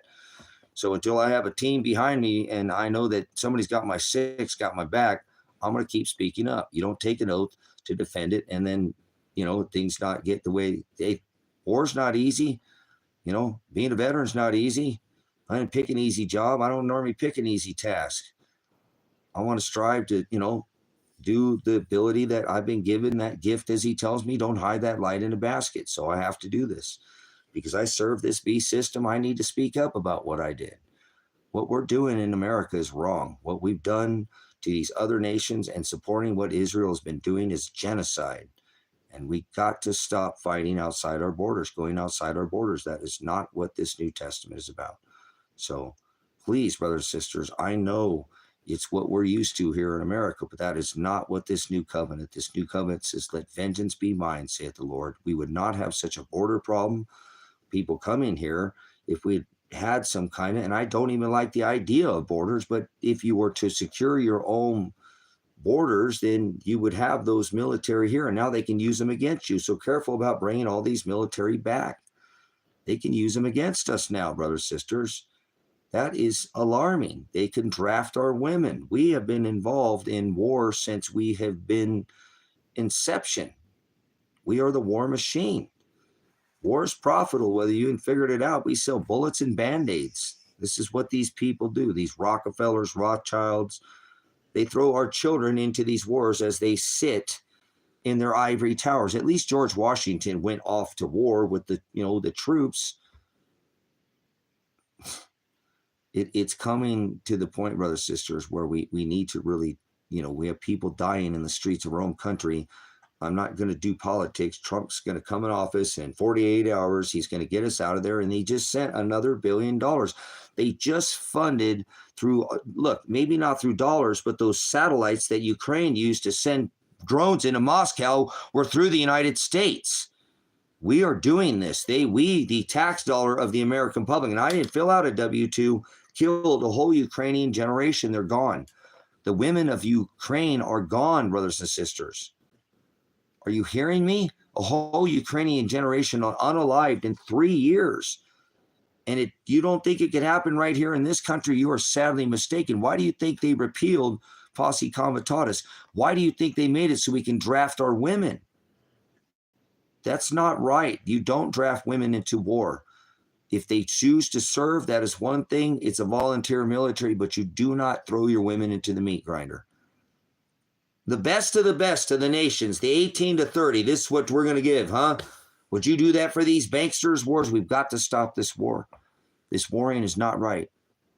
All we do is war. You do not understand what a private contract. They pay a military veteran like me, military police, go fight, get better gear. I'll pay you 100 times what you got paid. I'll give you a gas-fired AR. You go do the same thing. Shut up. Do what you say. Kick down doors. Do what we tell you. Direct a threat. Don't ask your questions. You're a soldier. Move out, draw fire. Listen, you don't put a woman in a foxhole. I can tell you that, because you put a woman in a foxhole, all I'm going to think about is her foxhole. Yep. How do you think that was so easy to unalive those Ukrainian generation? I ain't said, look, Russia smoked everybody over there. And now we're sending drones into Moscow through our satellites. You better wake up what's going on this rock. He didn't come in as some peace. He's just taking down this nation, whether you figured it out. You don't sanction your allies. He declared war on the world. Every nation, play or pay. And we kicked all these jobs out of America. Don't you forget that. You want a cheap Chinese product. They make a top-of-the-line product. You'll pay them. But you want a cheap Chinese TVs and iPhones and all this. And now this guy's going to come in office and make everybody pay. Well, we've been making everybody pay for oil for 50 years with our militaries. What do you got to say about that? That's an apostasy. You know what the money changers are in Scripture? No, it's not America for my own problems. This is this country. America is the problem. The biggest problem, you know, America is the bad guy outside of America. Only inside the confines of these borders is America good guy. Just ask anybody who lives out not afraid of America anymore. They'll tell you I'm not wrong. You ever been outside of the country? So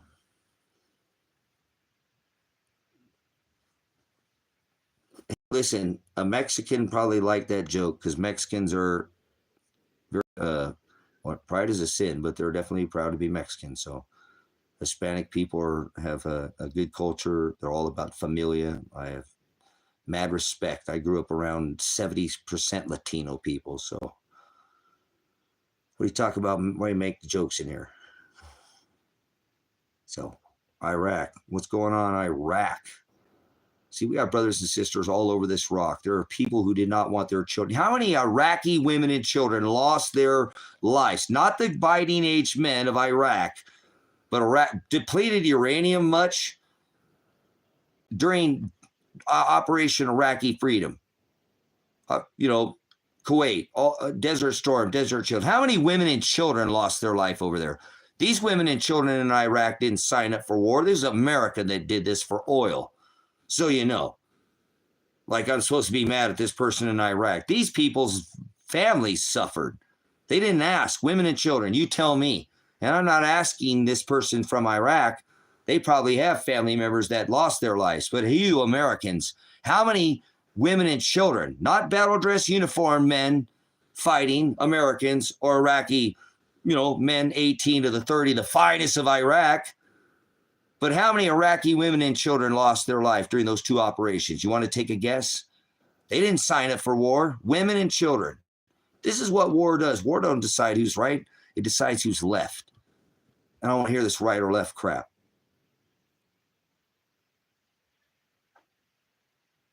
Think about it. Yeah, millions. You think that person wanted any of that in their country? Asked for that? You don't think it could happen here in America? You better be very thankful. It hasn't happened here yet. Oh, they do it through food and other ways, but you don't think it happened here in America. Let me tell you this. In Iraq, they look like Iraqis in Iraq. In Russia, they look Russian, and the Congo, like exactly, right? We all have a different. How do you tell in America who's your enemy?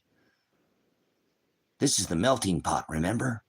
They've been letting everybody come in here, not just his OTM, other than Mexican, 80% since the 44th administration, not Mexicans coming in here. Oh, Mexicans are coming over here and making a good fair wages and then sending it back to their familia, their papa or their mima. How much money did you send to grandma this year? Oh, you got a new beta for World of Warcraft, huh? Want to complain about these people for years, decades, to watch them complaining about these people who were putting their food on their table.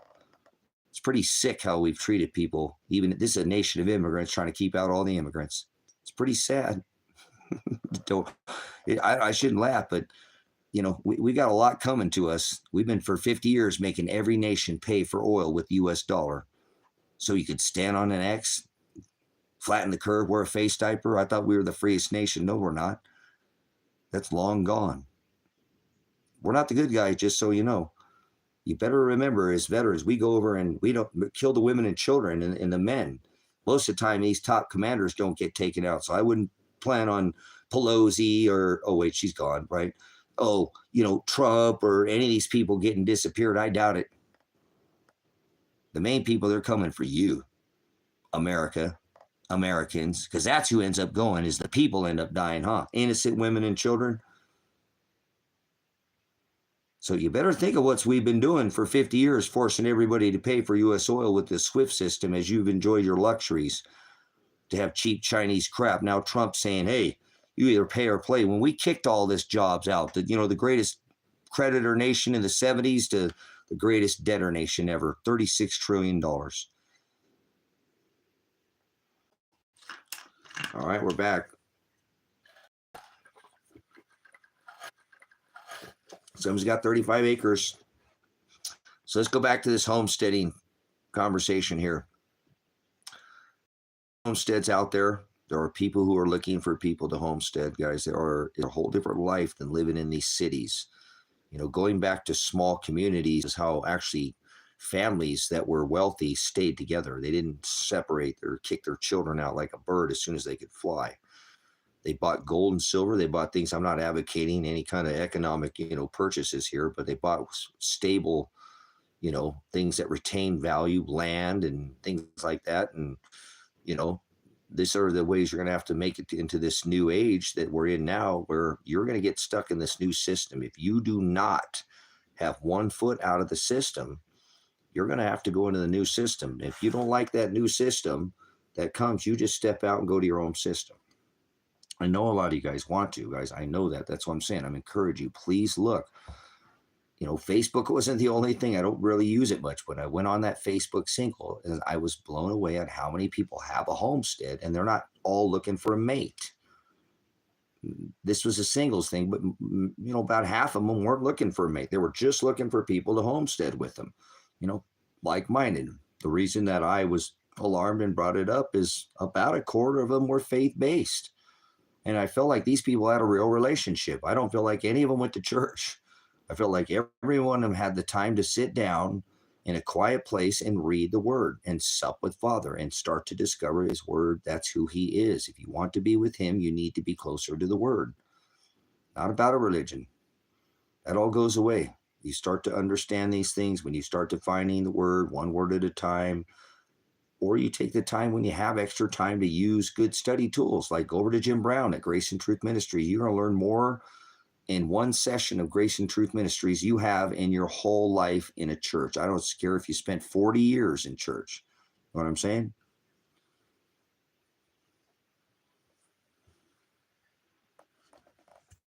Problem is, when we move to out of the middle of nowhere where land is cheap, there's usually very little opportunity to work and make a living. See, this is the problem with society, brothers. This person is caught up on not homesteading. You create your own food source. You don't worry about making a living. If you can't do it and you don't have somebody like me where you couldn't come to a homestead, you're contributing to the homestead. You don't need money to live on a homestead. You've been fooled that you need money. What would you rather have, money or time? Although it might take some money when you contribute to a team, it takes, like I got a piece of land up there. There's 20 acres for $250 a month. You tell me you can't afford it in Oregon, you can collect cans on the side of the road way out here in the middle of nowhere, and you'll probably find enough cans in a month to make $250. You want to move in? I got some land for you to move in. Want to make the payment? You can move in, right? Find another person, that's $125 a month. I don't want to hear your excuses. Oh yeah, I'm out in the middle of nowhere. I'm at farming. There's farm work. There's people. There's always work if you want to work. I don't want to hear excuses about not having work. Bull snot. You're not motivated. You already have the wrong mindset. Just to let you know. So I use the barter system for many things. So, and it's okay. You will just work with me here. It is totally possible to do this. You need to figure out that time is something where you can take when you have more abundance to get more done, especially if you have a second or third hand. I said that's $250 a month for that 20-acre parcel. Want to move in? Now you got 2 people to move in. How cheap is that for you to start off? Move in there with a trailer. Get a travel trailer. We'll get some fencing, get some chickens. There you go. Now you got some protein. Eat your protein source. Get 10 rabbits. You can grow as much meat as a whole cow. Stop it. Portland, awesome, cool. Yeah, Portland's got really good. Portland used to be a pretty amazing. I've been to all major cities, and I'm not against people living in the city. If that's your lifestyle, stay there. I'm not trying to make anybody relocate.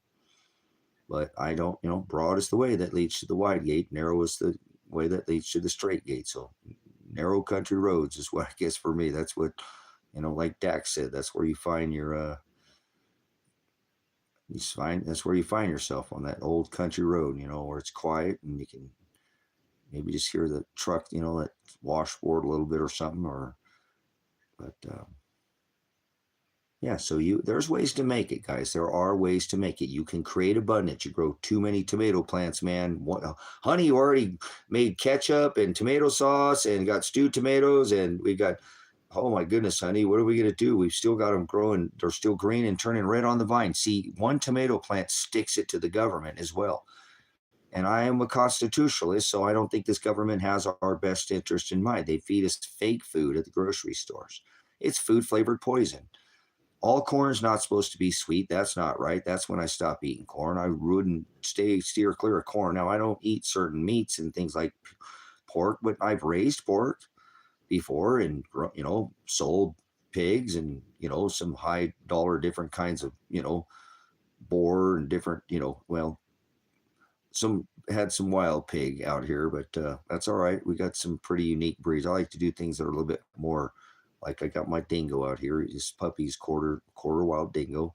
Uh, but I bred dogs, and like I said, I've raised goats and sheep and rabbits, and we recently gave away all my flock of birds because I want to be able to have the people here before I do that again. I can get access to the eggs out here. There's eggs, plenty of eggs available. There are plenty of people who grow out here eggs, and eggs are organic out here, and they're excellent. They eat this organic dust, this alkaline dust out here. It makes for some really different tasting. Not like they change that much, but they really get rich. And duck eggs are amazing. But things like that, just a flock of birds, and now you have a constant source of protein. And if you can keep a light source on the winter on them, you can keep them laying all year round if you have the right breeds. And there's cold weather birds, and sheep are an amazing source of red meat. Goats, poor goat is an amazing. You never had goat, you ain't eaten, you ain't lived. I've eaten just about everything the way I grew up, but I don't eat some things now. But there's tons of ways to get ahead of this supply chain shortage when you become your own supply chain. So it's pretty amazing when you can wake up to your own, fresh eggs every morning. I mean, warm off the chicken's butt is an egg that you don't know what an egg is like until you go back to, you eat store-bought eggs. Those things are about 30 days old. They wash all that egg bloom off them. Eggs aren't supposed to be refrigerated. They stay on the counter. You can actually water glass them, put them in a lime. You can get them to last for years, and take them out. And now they might not be that stand up, but they're probably about the same quality as your grocery store eggs, but they're still totally edible. And and then there's so much no waste, what I'm saying? There's no, you feed the eggshells back to the chickens. There's very little, you recycle everything. It's just a very unique organic lifestyle, and you get away from eating so much crap, and you don't live where there's fast food, and then you don't crave it. You live around these things, you become a product of your environment. That's why he doesn't want us to sup with vipers. So don't just go join any homestead. Again, what I was talking about too is that I'd seen about a quarter of these testimonies from people looking for homesteads were people who were looking for people who are faith-based. And I mean people who are really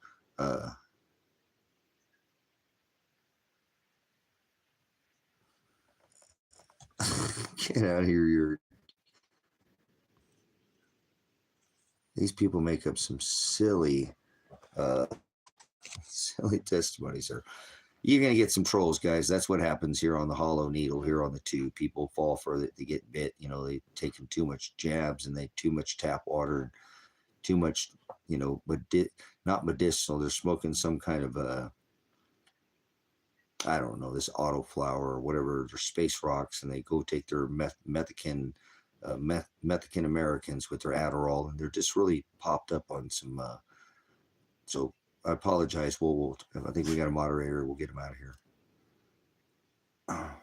So we don't want to sup with vipers. Remember, he said you knew I was a snake before you let me in, so we won't let that happen in here to you. Don't worry, we won't put that silly rabbit thump nonsense on you. Or any of that religion, I rebuke all the religion. But anyways, let's talk about homesteading, because it's about preparedness. Preparedness is a lifestyle. It is something that you don't just become a prepper. That's a term that they do too. That's the preparedness. I'd rather be 5 years too early than 5 seconds too late. why did I shave? I know some of these people are very disappointed about I need some change in my life. I remember for 10 years, I tried to build a homestead. Nobody came. So I've got to make some changes. Remember, it's been a year since we had a little excursion with the state out here and, the whole incident with that. So I'm still standing and Father's got me upright. I'm still using that First Amendment right. I'm still supporting the Constitution, still pointing out that, this is a corporation and doing what I do. So I know it's going to hurt some people's feelings and some, uh, but nobody's called me grandpa and got any more grandpas. So, uh, uh, again, let's go back to this homesteading thing. Apologize, guys. I had a beard for some years. I'd never really shaved my face since I was maybe once or twice in the military, even before I joined the military, obviously. But I don't know. Some of the people that are going to unsubscribe. They're where the beard goes. So it is what it is. It's a change. I have not really gone anywhere in that situation for about a year. So, change is good. I love change. Change is an amazing thing. And so I don't like to become a creature of habit and grow roots and sit still. Like I told you, I'm hoping this homestead here soon will become filled with the right people. Father will send the right people here and they'll enjoy the land and it's paid off. I've spent a lot of work to get it. $47,000 for a man with no social security, no disability, no child support when I was mom and dad for my son. I do it all by the sweat of my brow. Remember, I'm a homesteader. I buy, I sell, I trade, I fix. I'm a man of many hats. So now it's the Toyota. I know. Where's the cowboy hat? But, all right. Silver Rock Ranch. That's what we do out here. We raise animals. Me, and the puppies. And I do it generally. I've been doing it by myself. But we do have Kevin who bought the property next to us. That's how I was able to obtain, again, not all of it, but some of the rest of the funding that I needed to get the land paid off, which is very important to me because that way anything happens to me, such a constitutionalist, I'm a threat to this government. I'm what you're considered a homegrown terrorist because they don't like people who stand up for the Constitution. I could disappear, but they couldn't take the land now, and the land can serve even if I'm gone, or it doesn't matter. It'll all get taken care of. As of now, I have no criminal record. Don't lose your mind.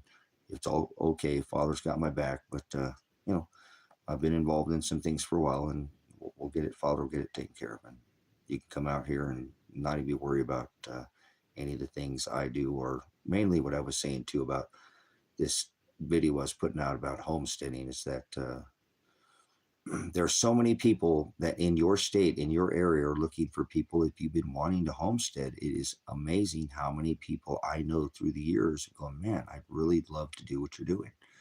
And I know it's kind of the dream to be off the grid, make my own power source, carry in my own water. When you carry your own water, you'll appreciate every drop of water you have. You know what I'm saying?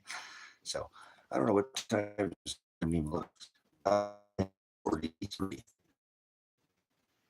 So, but anyways, I was on this website and it was about single homesteaders like myself have been, doing it on their own for a while. And I've been doing it for off grid, producing my own power for about 6 years now through wind and solar. But before I create, bring in, use propane and generators and things like that. But thanks for coming in, girl.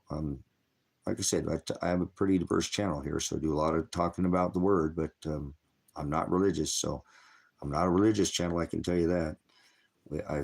We'll cast off all that religion, but I really love the word so much. It's what I have.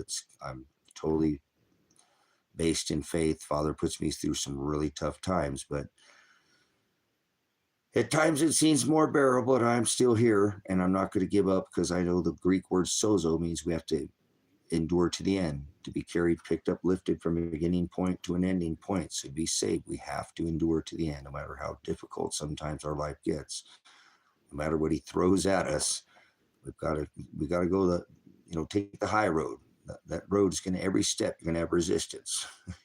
You take that low road, you get that gravity, there's no resistance. It's easy. You just go right downhill, right to that pit. But if no bird cannot achieve lift without resistance, it's not possible. He said, wise as a serpent and gentle as a dove. So the bride will be given the wings of an angel. So always faith-based in here, so you know. And that, but I love that because I don't care. Just like that was saying with these homesteading channels, brothers, sisters, about a quarter of them were people who I really felt were supping with the word and we're having a relationship with Father, having a relationship with His Word, and we're not going to church. And they obviously were picking these books up and reading these books because I felt their presence in their testimonies when they were talking about, they were very open about declaring that their whole life was based around their faith. And this was brought them to homesteading, that more organic and less city and more quiet time with the word. And although it sometimes comes with a cost, and most people think they can't do it, they can do it.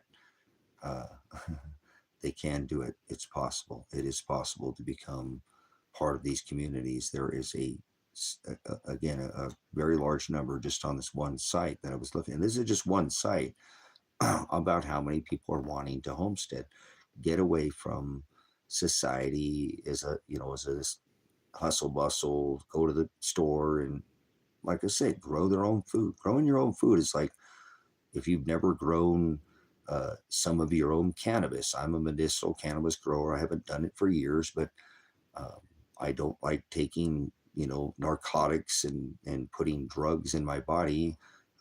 Cannabis is not. I've been a prior law enforcement officer. I've been a drug recognition expert, and I'm telling you what they've done with the Schedule 1 felony of making the non-medicinal portions of the cannabis plant that have not been researched is criminal. Against this government, I stand. What they have done is absolutely, still to this day, there are children who could use things such as oils who would suffer from, and I'm not giving you any medical advice to protect the channel because I've talked about these things and gotten in medical strife before in this channel, but children need access in Idaho, and they're not going to get it to the same medicine that somebody, I'm in Oregon, could get access. So I think it's kind of a tragedy here, what they've done. But moving on, it's just one part of, again, when you can do that on your own and not have to rely on somebody else and bring that to a full, you know, it's rewarding. And so sometimes if you're in the right state, you can homestead and we can garden. Like in this state, you can grow 4 of your own plants, and what you do in your own time on your own property, you're not hurting anybody by doing that. You can't patent some that's natural, and they did, and that's a whole nother issue right there. But obviously they know something, and I know what they know. But either way, I say that's just part of being able to grow your own garden, grow your own food. Some of these things become very rewarding when you eat food that has been grown by your own hands. Even if it's just tomato plant, guys, I encourage you to do that. Even if you can't get to homestead or something, start. That's what I was saying. Some of these testimonies of some of these people who are looking to homestead, they're like, look, I am using my neighbor's lot. Hey, I have just this backyard. Hey, I'm using my window seals. These people are trying as hard as they could to live that homesteading lifestyle, even though they couldn't. I mean, these people were really want it, guys. And I think that's awesome. You know what I'm saying? I think it's, well, we always talk preparedness. We're just talking about homesteading because I'm on a homestead. I do that. And I just wanted to throw it out there because I was just a little bit blown away about how many people were faith-based in homesteading. About a quarter of them were. And they weren't some religious nut saying, none of them really claimed like a denomination.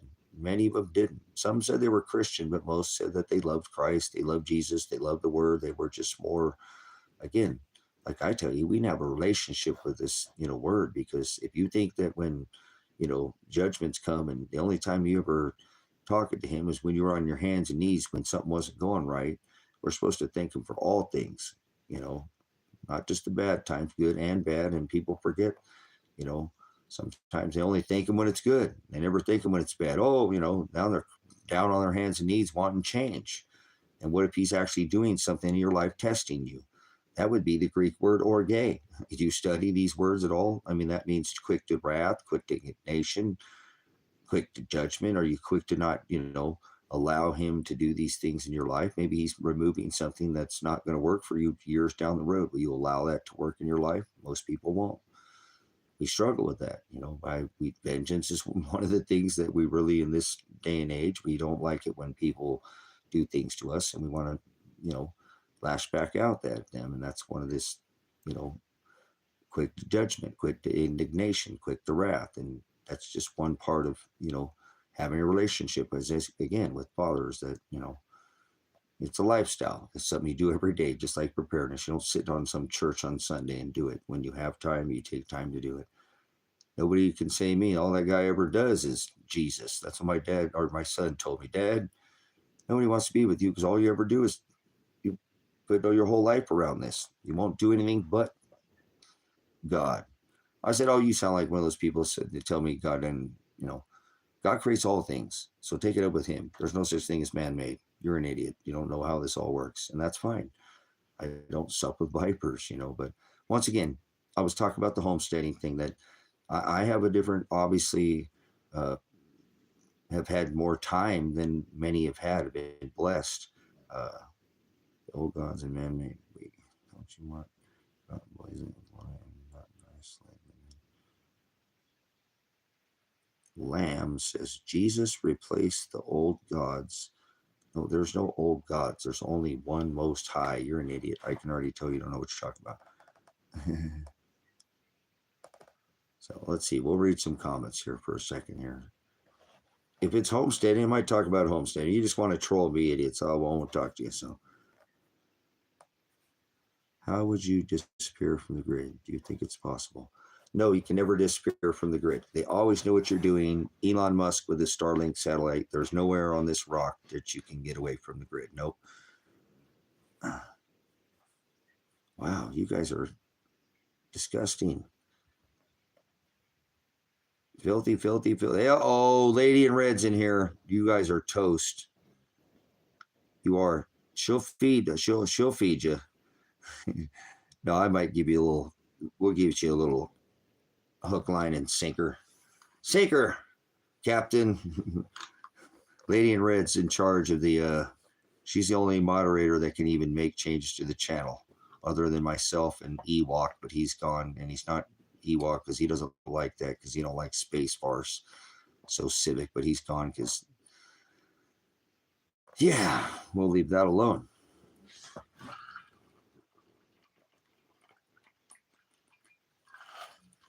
All right.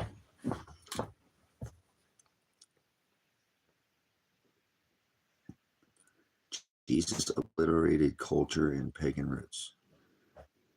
Okay, which Jesus are you speaking of there, Lamb? There's more than one Jesus in Scripture. So which Jesus do you speak of? So we can make sure.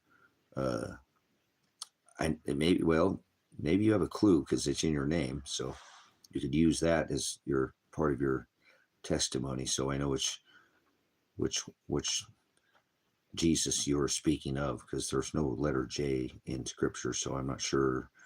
I know that the translator, I know what you're getting at, but I know it does say that there is more than one Jesus. So which Jesus? You were giving some testimony, but I'm just trying to make sure, because there was, remember, more than one Jesus. Oh, Jesus. Come on in. Jesus loves everybody. Are you the Jesus loves everybody, Jesus? Jesus.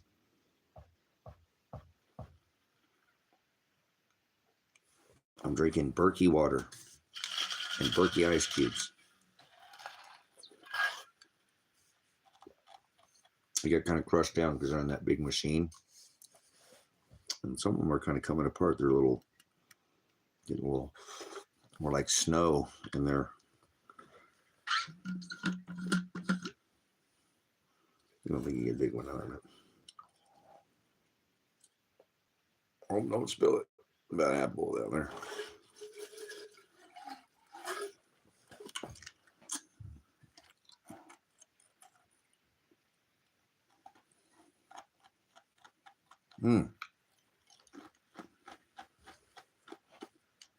Oh man, better get some more of that.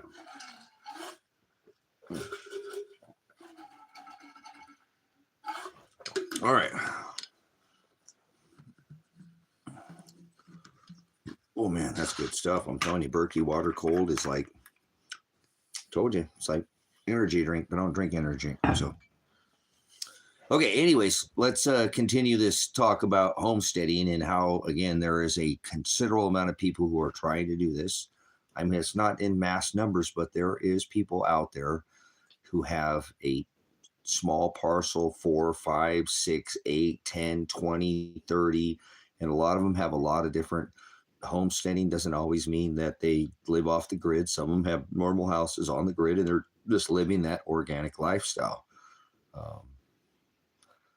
My camera's not blurry. I just have a 4G phone and don't have the greatest lighting. So would you rather me turn the light off and we can do that all night or something? So I got some lights above my head. I just don't. The ceiling's 9.5 feet inside this cabin, so the lights are all the way up there, and I only got one light above my head there. So I'm not worried about my look or the camera here. Is that any better? Well, that looks more blurry. Maybe I smudged it. Hold on. That's very rude. Oh well. Jimmy Crackcorn. What do you do, buddy? So, got the puppy hanging out here with me next to me on the couch. Charles Tucker's back. All right, hey, let's do a. Where are you guys at? Where are you guys in the U.S. in this abomination state of the divided American corporation? It's what it is. It's a corporation. Anybody from outside the U.S.? We got what, 32 of you? I'm not sure how close that counter is. My whole screen's all messed up. So, New York, man, Rochester. Wow, that's a New York, man. It's been a while since I've been in New York. Thanks for coming in. New Hampshire is in here. No, I don't speak Korean. I had a brother that was on the DMZ who served in the military as I was a military police. He was a military police as well and served on the DMZ. I'm not sure if he speaks Korean. I bet he does. But I don't have a Korean dialect, so I speak in Mountain Dew. Remember Code Red? Oh, never mind. It was a Maui Blast. Remember? Red did the blue. We speak in colors too. Remember a great red dragon? That's where this is headed. A great red dragon. Most people have a very foreign dialect. It's Baja Blast. You remember all that? That wasn't very nice with all that directed energy. People don't want to talk about it. That's okay. I talk about it. I talk about Hurricane Helene. I talk about all those people that went missing in San Francisco when Mr. Ping came here, huh? What's Jesus? I love Christ. I love the one who was born of Bethlehem. He's my love, Shiloh, the one who's going to return and redeem the bride. I'm all about that Christ, the one who was anointed in oil. But I don't do the other Jesus. There's more than one. So my Christ was born when the shepherds were in the field with the sheep, not in the middle of the winter. That's the other Jesus, the one who stood up the halakha and the Haggadah, the one they hung from a tree, as it says in the book of Acts, when they took him down from the tree. So that is my love, Jesus, right there, boy. That's my Shem, my authority, my Agape. So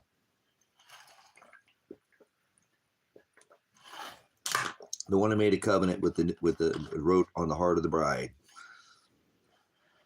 He wrote on the heart of the bride this gospel, brothers and sisters. That's what he wrote. He wrote the narrow way. He said, I am the Hados. That means to be in the same narrow way as Christ. And he stood against perverted law. That's the Hebrew word froward. So I don't know. Probably won't ever get to live with anybody. That's okay. I got you guys here. So, but hey, go check out these homesteading channels, because truly, guys, a lifestyle of more organic is truly, I feel it's more Christ-like to be. He was a man of very few possessions. He didn't need all these worldly things. Be nice just to get back and grow food, wouldn't it? Organically, not worry a whole much about time and all the extra, you'd have an abundance of time. Again, that could be possible. Have your own nice spot that wouldn't be overly large, that you wouldn't spend most time probably in your house. You'd spend it, out homesteading. Again, like my whole idea on this homestead was to eventually build an outdoor kitchen.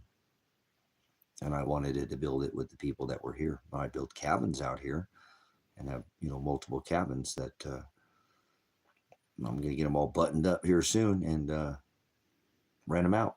So, and rent them out for a few nights. And I've offered for people to be able to come out here. If anybody want to come out here, just part of the ministry and stay a few nights or a week, and enjoy this largest dark sky sanctuary. It's off grid, but I can, it's not that, there'd be light and place to use the bathroom, all that, got some, pick you up with water, all that, and on, it's not that. I live as a minimalist. I don't need all that extra. You guys live like freaking kings compared to how I live, but that's okay. I don't like to live like that. I have always been more of a minimalist and don't like to waste things. So, awesome. Homesteading is a pretty neat thing to be able to do. A lot of people would really just love to be able to have the ability, and so I want to encourage it. That's why I kind of did this live stream. I want to encourage people to look into your area. There's people who are looking for people who are truly devoted. Many of them are faith-based. Many of them are not. There's more people who are not if you don't have faith, but this is it's a faith-based channel. So I don't do religion. I don't like none of that nonsense. I don't do this cracker Jesus,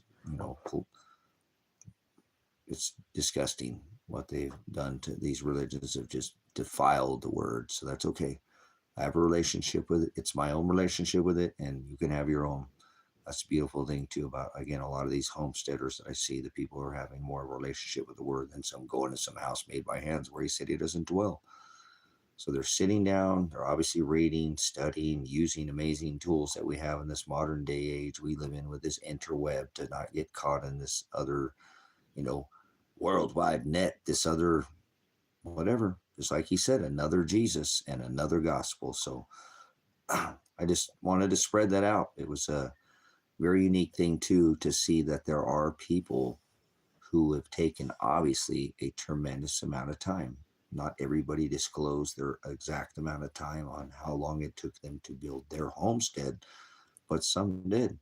And some were like me, many years into a long build. And, when the right people show up, and many of them aren't just looking for anybody too. They make it clear, this is a certain type of person I'm looking to have come live with me. And, I have abundance and I want to share it. So what a neat thing to stumble into, to see a lot of people wanting to share that homestead lifestyle with others, and to see so many people too on the other side. I don't know where there's not this connection for people, but they got to make the jump. That's what I'm saying. Many people are doing it and many people want to talk about doing it. I don't know. The same website, which is Singles Homesteading or Homesteading Singles, was people who obviously had, again, I found that half of them were not wanting a date or a mate. They were looking for other like-minded people in that.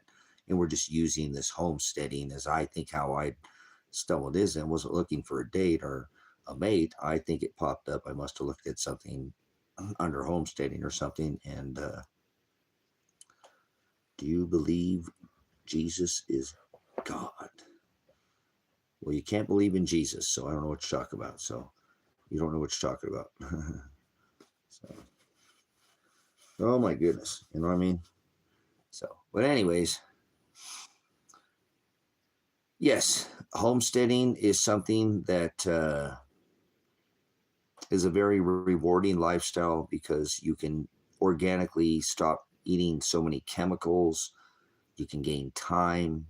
You can gain fellowship with your brothers and sisters if you have a good group of people and you do some filtering. You don't just let anybody come into your fold, if you will.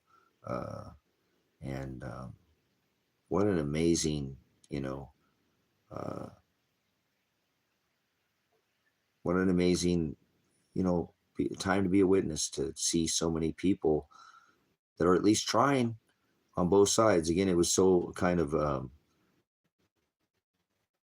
it was so crazy to see on this same website, there was so many on both sides. So many people looking that didn't even have a homestead, and then somebody who had a homestead, or people were looking for people who wanted a homestead. You know, it's kind of like, well, where's the link here between the two? But I'm sure people off that website take the leap, guys. You know, some people sometimes just got to take the leap. So it was pretty neat, you know. And then, like I said, I was just really enthused on how many of them were not afraid to say, hey, I believe in God, I believe in Christ, I don't want, you know, I want this kind of people around me, and that's awesome. That way they're not wasting their time with people who could, you know, just one small disagreement sometimes can send things into. If you're not good at communicating, I definitely recommend doing a lot of communicating with somebody. If you're going to do something, put it in writing too. Get something in writing so you both can not worry about it, you know. And if you don't complete what's in the writing, you both walk away from it and you don't have to worry about it. You put it in writing. So I've normally done that with most people, and I've never really struggled too much. I've been able to recover. Nobody's ever been burnt and felt like, you know, it's just, that's, you got to cover your back. And you know, it's just like anything, you got to make some rules from the beginning for people, and if you can't follow the rules, then it doesn't work, you know. And I ain't trying to set no crazy rules here, you know. Like I said, other than you got to have some faith. Obviously, maybe you understand predestination, and you know what the gospel is. You know, I definitely could ask somebody what the gospel is and know if they know it or not. I mean, it's either on your heart or it's not. You know, that's the way it works. It's either he's revealed it to you because you've supped with him and you sup with the word because he is the word, and he shows it to you. And you know, I'm still learning every day. Every day. That's why I do this too, is so I can make sure that I'm not growing stagnant and sitting there and not, you know, we need to fellowship with our brothers and sisters. So it's pretty neat to see people build imagine how many people have an awesome homestead and at the end of the night get to sit there and, you know, crush out the word. Sure, there's lots of other things to talk about, but I'm sure a lot of the conversation as they're hanging out, as I said, that like have a big old kitchen out here. And I mean a big kitchen where it had a pizza oven and a grill. Like I got that Camp Chef, that's a full commercial size, you know, flat grill, full cast iron, putting a big barbecue, you know, all outdoor seating, rock, you know, big gazebo style, and where everybody could just hang out, big fire pit in the middle, and it'd just be awesome to sit out under the stars. And it would just be an amazing thing to hang around people who are like-minded, who truly knew who Christ is, not these other Jesus and all these people. 99% of people who think they know who Christ is do not know who Christ is. I can tell you, if you do not know the word halakha and Haggadah, you don't know who Jesus Christ is. You've never taken, I know you don't. I can tell you that right now, and I can bring so many pastors to this ministry that would never even know what that word is. So they have no business being in the pulpit. None. They don't know who the Hamashiach is, and what he did, and what the price he paid, and what the covenant was he made, and all these prophecies that were fulfilled. So he became these, you know, not by law of flesh, but by you know, spirit. Even all the writings of Paul, and it's just very hard for most of them to even understand the gospel, because they don't understand who he was and what he did and what his purpose was. They give some spun religion version, not the true Hamashiach that hung on a tree. They think he hung on a cross. I can get rid of half of them right out the gate by asking them simple questions. Rebuke them with a word. Hallelujah. And that is what it is. I'm not boasting. It just is what it is. That these are the synagogues of Satan, just like it was at his time of Rome. That's what he called them out. Remember those rabbis? They needed a place to study. He gave them the synagogues. He called them out as the synagogues of Satan. They later became the Pharisees, and those who could still speak the Hebrew, brothers and sisters, were called Sadducees. You know, people have very little study in any of these things. So I'm still studying. I have constant study. You can go over to Jim Brown. He did a live today. His lives are always brilliant. He's an amazing teacher of the gospel, and he'll teach you many things that I mirror constantly. And so Predestination was the former name of this channel, Predestined for Light. So that's what he teaches. That's what this is all about. So fellowshipping those that are in the narrow way, not supping with vipers. And, you know, we stay up on the current event. I apologize. I've included so much of my lifestyle, but I got to really kind of bring that to head if I could just a minute. I got a couple of you guys in here like Carl and Lady in Red. I am really having quite the struggle. We're coming up on a couple days. It's been a whole year, and I can't accept knowing that Elijah's alive now. If those county officers wouldn't have told me that my son was alive, I wouldn't sit here since then. I'd still be in wonder, right? When I didn't know how long you guys were with me all along for those months. Where is Elijah? Are you okay? Remember all those live streams I did, and they knew he was alive the whole time, or at least for months. And nobody came to me. Remember, I ended up getting in more trouble because I was telling the cops, you know where my son is, and they turn out they know where he's at, supposedly. So how am I supposed to just sit here every day as a dad? Remember, I got in all this trouble because I'm just a dad who's trying to help his son from getting in trouble, protect him under the Fourth Amendment right of, affirmative defense. I know my legal right. I used to be one of these people, and I took an oath to the Constitution. So I know it's bigger than that, but I don't know. I don't know how to keep waking up every day now knowing he's alive. It was different when I thought he might, but now I know, or at least they see that it just sparks something inside of me. So it's getting really hard to get up. And I think I think he might be dead. And my daughter, I think I'm being played. Why would they have a warrant for his arrest and know where he's at and not go get him? I can't live with this. There's something terribly wrong. And I don't mean to throw this all on you like that, but I need to speak with somebody because these last, I woke up this morning at 3:00, nearly choking. Thought I was drowning on this, whatever's happening in my lungs. It's getting worse every day. It's getting harder. I'm really starting to rip the insides of my bronchial out. Having these, respiratory, tear gas is not something you need to be breathing 5 tear gas canisters and then living in it for months to clean it up. It's not something that, so I'm trying to, what do you mean victim mentality? You know anything about the case there, Gracious Maximus? Or are you just some idiot who has no idea what the case is about? So anyways,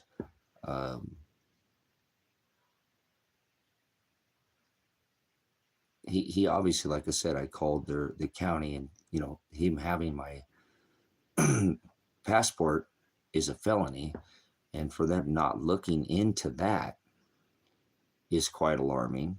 And then obviously the 40 pounds of silver that was taken that wasn't supposed to be touched.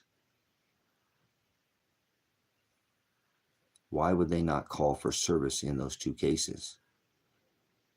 No, I can't get a lawyer to take the case. You don't know the case. Shut the fuck up, man. The only right I have left right now is my First Amendment right. And I'm going to tell you to either tell me about this case. Tell me about Elijah's 180 hours right now, Maximus. Tell me about Elijah's 180 hours. I guarantee those state police don't know anything about it. So speak up about Elijah's 180 hours. Tell me anything about that. Tell me about Elijah's 180 hours. You want to troll? I'll troll you back. This my son could be fucking dead in a cave right now, and you're going to sit there and troll me, huh? You're a piece of work, man. So speak up. So would you like to speak up about Elijah's 180 hours, you dumb fuck? Now I'm calling your ass out. You don't know what you're doing. You have no idea. So you either speak up about Elijah's 180 hours like when I was being SWAT raided, or don't speak to me. The lady in red will moderate you. I've already contacted the governor. Yes, both Kotek and Brown. So, okay, you trust the police over me. Get this fucking bootlicker out of here.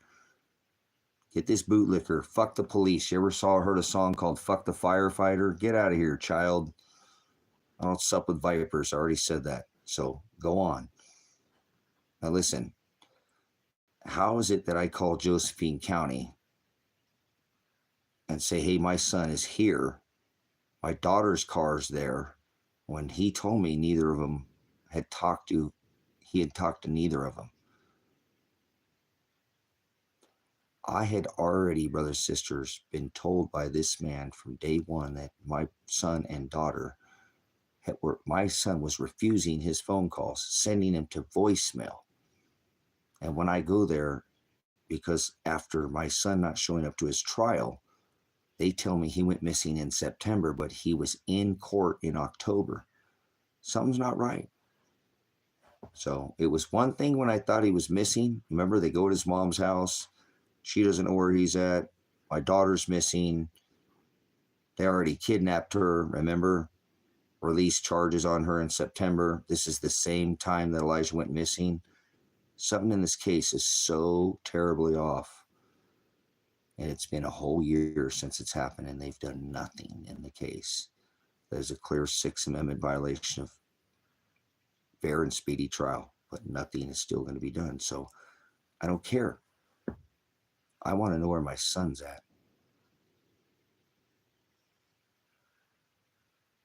I want to know where my son is at. And they say they saw him on video in February 20-something, and they didn't go follow him, ping his phone and follow him when they have an arrest warrant for him for not showing up to trial. Some new charges and then a 7-year downward departure. They're not going to scoop that money up. Are you hearing me? They have a warrant. They came here and SWAT raided this house, shot all the windows out of the house, hit me in the face with a grenade, shot Elijah. You can hear them literally shoot him with his hands in the air, kidnapped my daughter that night. And no, it was to come get rid of me. This has always about been targeting people around me because of me. And so there's something going on, and I know it. And I have to tell you that I'm not going to rest knowing that they said he's alive and they are not going to go get him. What in the fuck is going on? And then I call this attorney and tell him, and then cops will not give him the transcripts of that telephone call where I call them and say, hey, my son is dead, possibly kidnapped with my daughter. Because this guy says he's never talked to neither of them, and I found my daughter's car is at his house, where my son's car was parked. And then when I asked him where my son's car, he says, well, your son bought that truck back for me. I thought you ain't talked to him. This is the guy who said he can hide my son in the gold mines and my daughter. Bring them here. No, I'm not bringing them there. I have all the evidence. We're not going to hide them. I'm going to have a stand up out here and bring them here. Already called the county and told me you try to arrest him, I'll bring him here and I'll arrest him before you ever get him. It's not legal to have all the evidence. You're going to have to look at the evidence. I'm not going to allow you to arrest him. I have the right of affirmative defense to protect him from legal prosecution. Here's the evidence. Look at it. I don't give a fuck what you think. One phone call, clear all this up. One single phone call. Make one call to the probation office in Lake County, Oregon. At 5 months, you'll see they say he completed all his community service work crew. I 2 times got put on hold. This is all unnecessary. And for 256 fucking hours, I live streamed. Until they SWAT raided the house anyways. They never wanted Elijah. They wanted me. Why do you think they kidnapped Adriana that night? Didn't have a warrant for arrest because they planned to rile me up. Why do you think they shot my son with his hands in the air? Were hoping I would grab for a weapon. That didn't go as planned that night. Not for the state police, not for Lake County, Oregon. They came here thinking they can rile me up. They had me on drone footage, live stream. They had all this. They knew exactly what was going on inside of this cabin. Never once did I ever reach for any kind. They hit me in the face at 45 seconds with a grenade. That is attempted murder, or at the very minimum, a special weapons and tactics trained prior SWAT special reaction team. I've done this. That is excessive force at the very minimum. And they made huge mistakes, so they don't want to open this case. So they're hiding something. And then now they got my son. They've already kidnapped my daughter once, let her go, freed her charges in September. Now they're both missing. And they say they know where my son's at and got him on camera, and they will not go get him with a warrant. This is insane. This is not possible. So I'm not going to get up too many more days and just sit and let this go. I've let this case sit and let the fucking wheel spin for a whole year where I'm supposed to be innocent until proven guilty, and nothing's happened. I thought you were, yeah, innocent. I have the evidence. I have the evidence. This ain't even me. This is just a dad standing up for his son. Actually, I'm standing up for these people in this community. I've stood up for them before during the COVID against these corrupt police out here because I've had that boot on my foot. I've been a jackboot thug. So I'm not going to stand for it. You don't shit in my backyard. I'm not going to allow this in my backyard. If they're corrupt, I'm going to call it out. I did it when I was in the military, called out corruption. Don't tell me you're special. I'm not special. We both put our pant legs on one leg at a time. So you're supposed to do a job. You're supposed to be an enforcer. You're supposed to be a community servant, then serve the community. You're supposed to be a law enforcement, enforce the law. These people aren't enforcing the law. They're tyrants and corrupt. And so you can even look at this county and see they are corrupt. They're known for their corruption. They don't want people like me exposing these things. But I'm not going to sit here in the town where I bought land trying to build a community and allow them to, harass this community. They've done it in more ways, and they should have stood up during the COVID. That's the big problem they have with me, is because I protested their police department during the COVID, that they're scam artists sitting there on their ass, not doing anything to help this community, allowing these businesses to be shut down, the ones that wanted to stay open under this scamdemic. It's not that hard to figure out about a immunity, and whether a virus is alive or not is going to, debunked. Wasn't that hard, but I'm a veteran. I didn't wear a mask that you had to stand on an X or wear a face diaper. Only women, in the desert, burqa veil their faces. Not, these people, dudes in America, soft Sharia law, I guess, right? It's okay for a man to wear a face diaper, act like a child. This is ridiculous. That's not freedom. Shut down your business. The Walmart didn't have to close. Oh, it's not open 24 hours anymore. The big box chains, but the little taekwondo or the little person who's maybe an artist or something, you got to shut your business. You got to limit your hours. Scam. Take away people's rights. You didn't care. No one, hardly any. These are law enforcement officers. Why do they not stand up against this? No research. It's trampled on all these people's rights. Nobody cared. Cops tucked their tails between their legs. They knew jack diddly squat during the COVID. As soon as that thing was over, release the dogs, I'm in a state where they have, legal, medical, medicinal, and these people are out there doing marijuana bust. And I'm like, dude, what the hell, man? You guys are freaking wasting. They're tyrants. They're not even operating in commerce anyways. That's what that this is even bigger than that. But no, I exposed them during the COVID. I held protests with others. We had a prayer, city council out here. We have very organized protests against Kate Brown, the governor, against the elected sheriff, Michael Taylor, because they're not protecting this community. So you didn't do anything, but there were, I don't know of any other community that even made an attempt in this country to try to let the businesses stay open. I said, bring your damn SWAT vehicles out here. Don't you remember during the Bundy standoff at the bridge, the elected sheriff ran off the fence, said, get the fuck out of here. I'm the elected sheriff. You ain't no authority here. I'm seated in this county sheriff, and you need to get the hell out of here. And they left. Because these elected sheriffs don't even know their authority. But I've been one of these thugs, as I told you, military, police, and the army. I know this law, okay? And they had that authority to come out here and tell OSHA to pound sand and leave. We're not shutting our doors down. I asked them to get involved. Come out here and protect these businesses. Not the first time flatten the curve, but the second time where 2 to 3 million businesses like Kathy at the farmhouse's business shut down. She didn't own that business, gone. The cafe, gone. Gone. Dorothy, the Sandlot Lodge, that's one of the most notorious places. New owners. This is what this COVID did, shut these businesses down, and nobody gave a jack diddly squat in this country. Our middle-class people, the backbone of this industry, this country. These were people who were deployed 1, 2, 3, 5, 10 people, not hundreds, thousands. These big blockchains stayed open. So you didn't do anything. I did. I don't care what they do to me. I have zero regrets that I held a protest against the elected sheriff. He'd have got off his ass. He might have saved these businesses out here. Instead, they're gone. So I don't have regrets for holding protests, and my son has paid the price. He's just going to have his reward in heaven. It's just it. I can't do anything, but I'm not going to sit around if he's possibly alive. As a dad, you know, I was a single dad and mom for 8 years. I took care of that young man. He was a good young man, and he got in trouble, and I have to make sure that, you know, he already went to jail. He was the only guy out of 5 guys, the same exact crime, the only one to go to jail. Would anybody like to explain that? That was 5-6 years ago. And I'm still involved with this case. Yeah, at the time of the COVID. Imagine that. A dad standing up for his community. A dad standing up for his son. And now I'm going to face the rest of my life in prison with 6 felony charges. You think I care about their stupid revised statutes?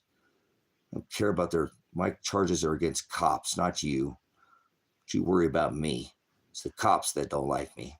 It's this government that doesn't like me because I speak up. It's these religions that hate me. You religious people hate me, don't you? You don't like the aletheia. He stood up against the perverted law. So I'm more Christ-like if I stand against the halakha, the Haggadah, this corporation, if I stand against this with the Constitution and they throw me in jail. Well, they threw Christ in jail.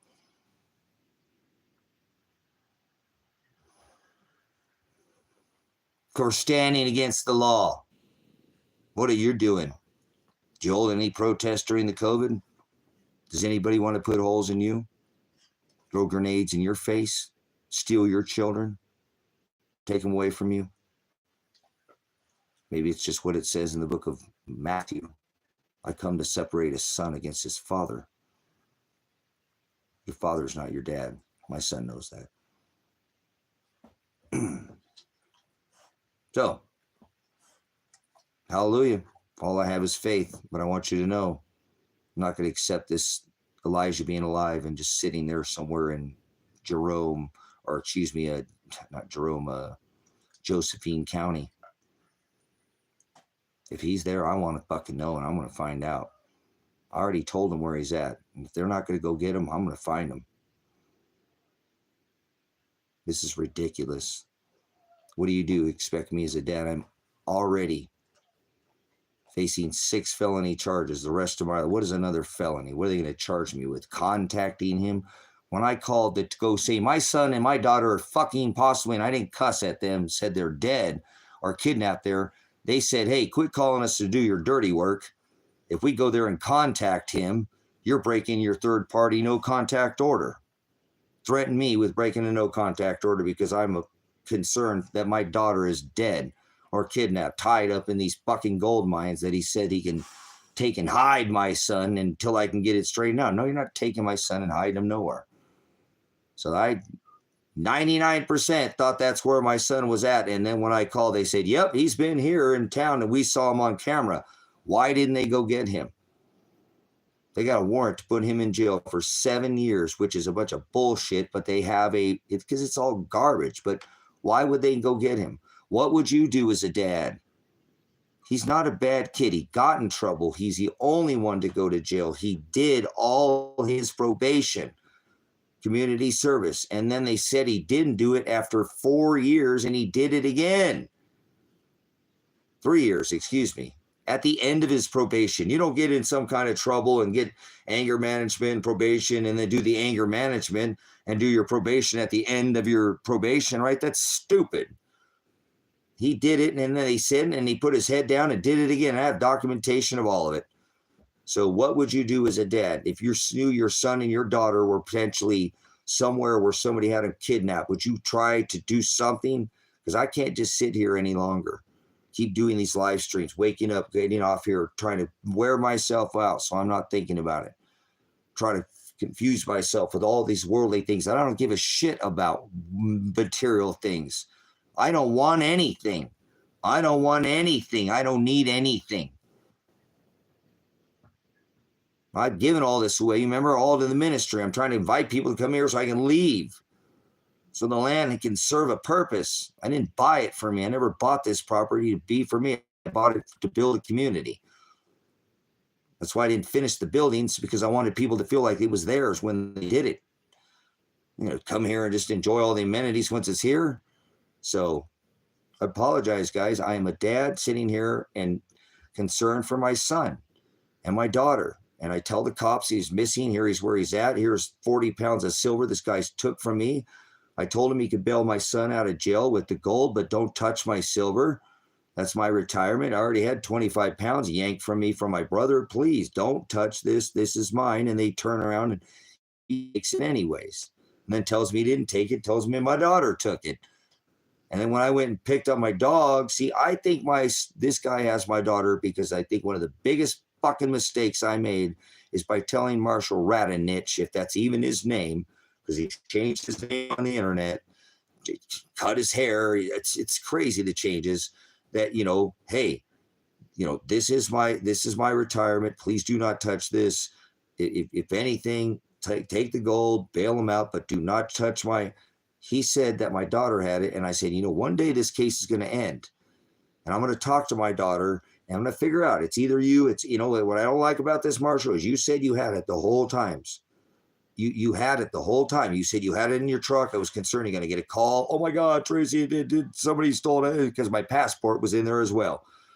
But you know what? I'm going to find out and I'm going to talk to my daughter. And I think that's what he did. He lured my son down there in September. And that's why he went missing in September. Why in the hell would they summons me to my son's trial in December when he was in court in October? And October sounded, and I said, he sounded like he was under the gun, like he was very depressed, very drab. I didn't get to hear his whole thing because he just came on. He was supposedly 4 hours away, so they let him appear by phone. I appeared in court. I heard my son. I even said something about it when I got back to the live stream. You guys, he sounded really.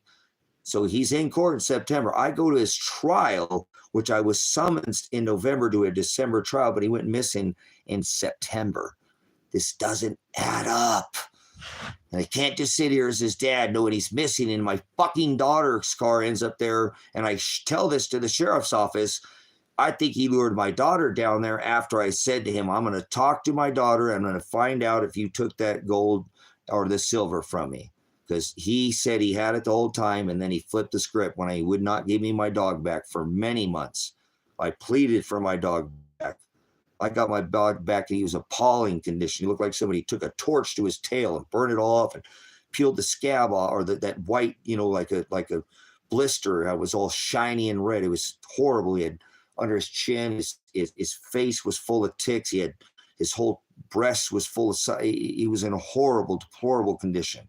And I pleaded for this guy to give my dog back. That's at the minimum. That's animal cruelty. It's a felony to hold my passport. I called Josephine County Sheriff's Office and said, Wolf Creek, Oregon, there's a little tiny post office. Look, go find it. If he came there in video, you're going to see him. They got video. It's the post office. This guy didn't send my passport. He's got my passport. He's got my son. And I think my daughter's there too. She's got to be because she's missing. I want fucking answers. I called there and they threatened me. I didn't cuss at them. I need to find out if my son's there. And they threatened with me because there's a no contact order currently in this case with me and my own son and my daughter, but I can't talk to either of them. They said, if I go there and we do a welfare check, as soon as we say and we find out he's there, you're breaking a third party no contact order. It was unbelievable to have that done to me, brothers and sisters. I cannot believe that they would ever in their right mind say something and have to sit there and hear that.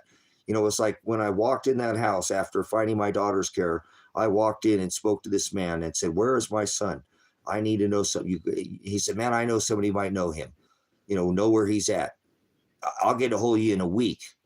This guy don't call me back, and I call him back. The first things out of his word is, what's going on with Elijah? I'm like, whack, smack me in the face again, Father. Holy crap. So this guy might know where my son's at. My daughter's car's there. His truck's not there because he went on the run, supposedly from his trial, in a yellow truck. What? It all makes no sense. No sense at all. So what would you do if you were a dad? What would you do? Would you just let your son sit there somewhere where they know where he's at?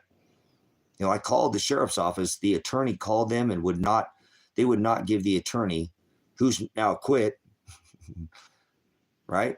Somebody's speaking in these people's ear. How's this guy related to?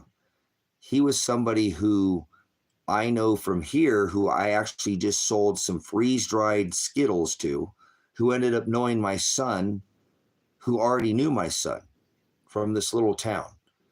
And I ended up knowing him because he was supposedly a veteran and ended up being, friends with the guy. Thought he was my friend, but turns out I don't think he is what he's saying. He is actually, remember he said he could take my son and hide him in these gold mines and I should bring him down there. And I said, no, absolutely not. So I have a sneaking suspicion that either my son is dead or still tied up and kidnapped. I don't know how he would hold him there by, maybe not a little kid, but how he could have or be seen, or was my son seen on camera by Josephine Sheriff's Office on camera? And if they did, why would they not go follow him and go pick him up? They got a warrant for his arrest, and they could put him in jail for probably more than 7 years. Well, at the time of this, he was 19 years old, guys. He got in trouble with some guys that were teenagers, a 17-year-old minor child. They all got in trouble for the same thing, as this older man lured him into, and never got arrested and never went to jail. This guy was actually a rapist who was in the system, who they got paid for. See, I uncovered something out here in this county they don't want to talk about. In all, cases where a rapist or a murderer or a pedophile gets out of jail, they go on parole and they're tracked. In this case, this person didn't serve all his time in county jail in a prison, he got released after 25-year sentence after 13 years from Texas out here. And unbeknown to me, I didn't know anything about him having a felony. I seeing him or hang around my son, and went to probation and said, get this guy away from my son, because he was buying him cigarettes. And my son's, wife did not want him smoking, and he was only 19. He had to be 21.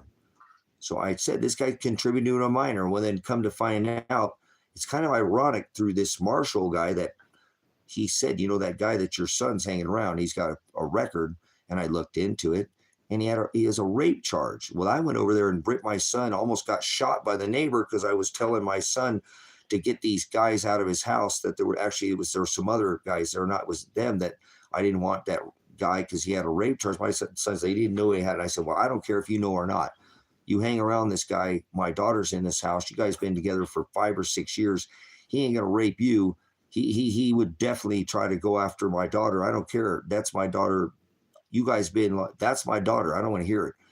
And I'm not going to allow this. And literally the neighbor came out with a shotgun and, and what the hell is going on? And was really upset that I didn't, that I was being so loud. But I told him, I said, and he said, I knew something was wrong was going on over. I said, well, you got good instincts, old man, because he's got a rapist over here in this house. And he wasn't happy. So I knew that would give good eyes on the house that I'd gotten him.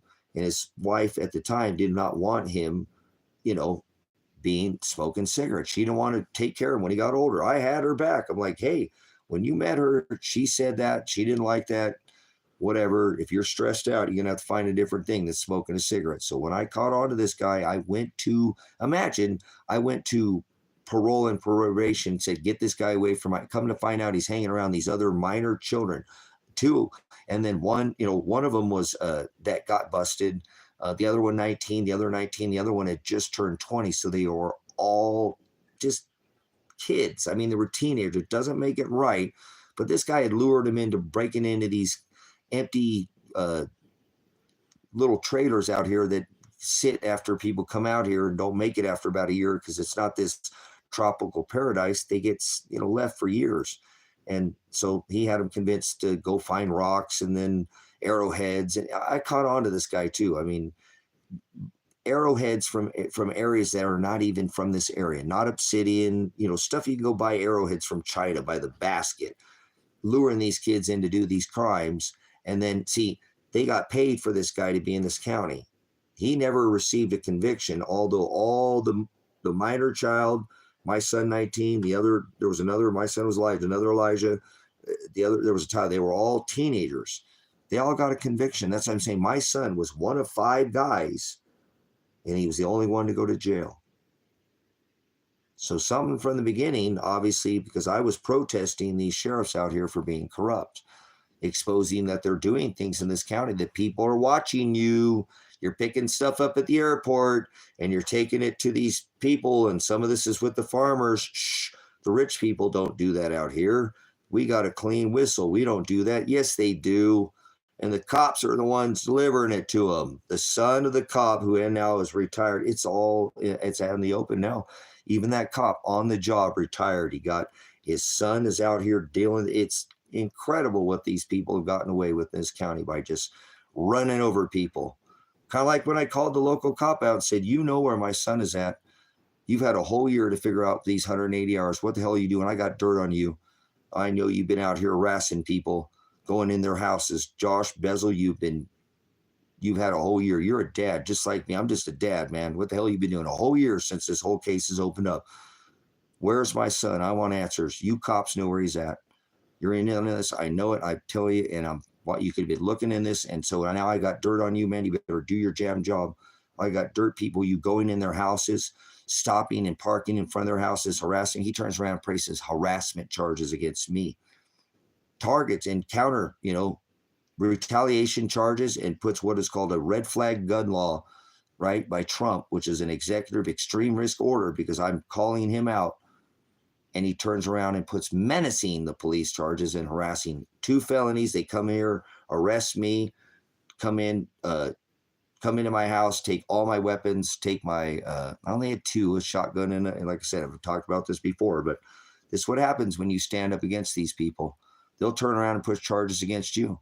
I have the Lake County Sheriff's tire print forensic work of them running over my property.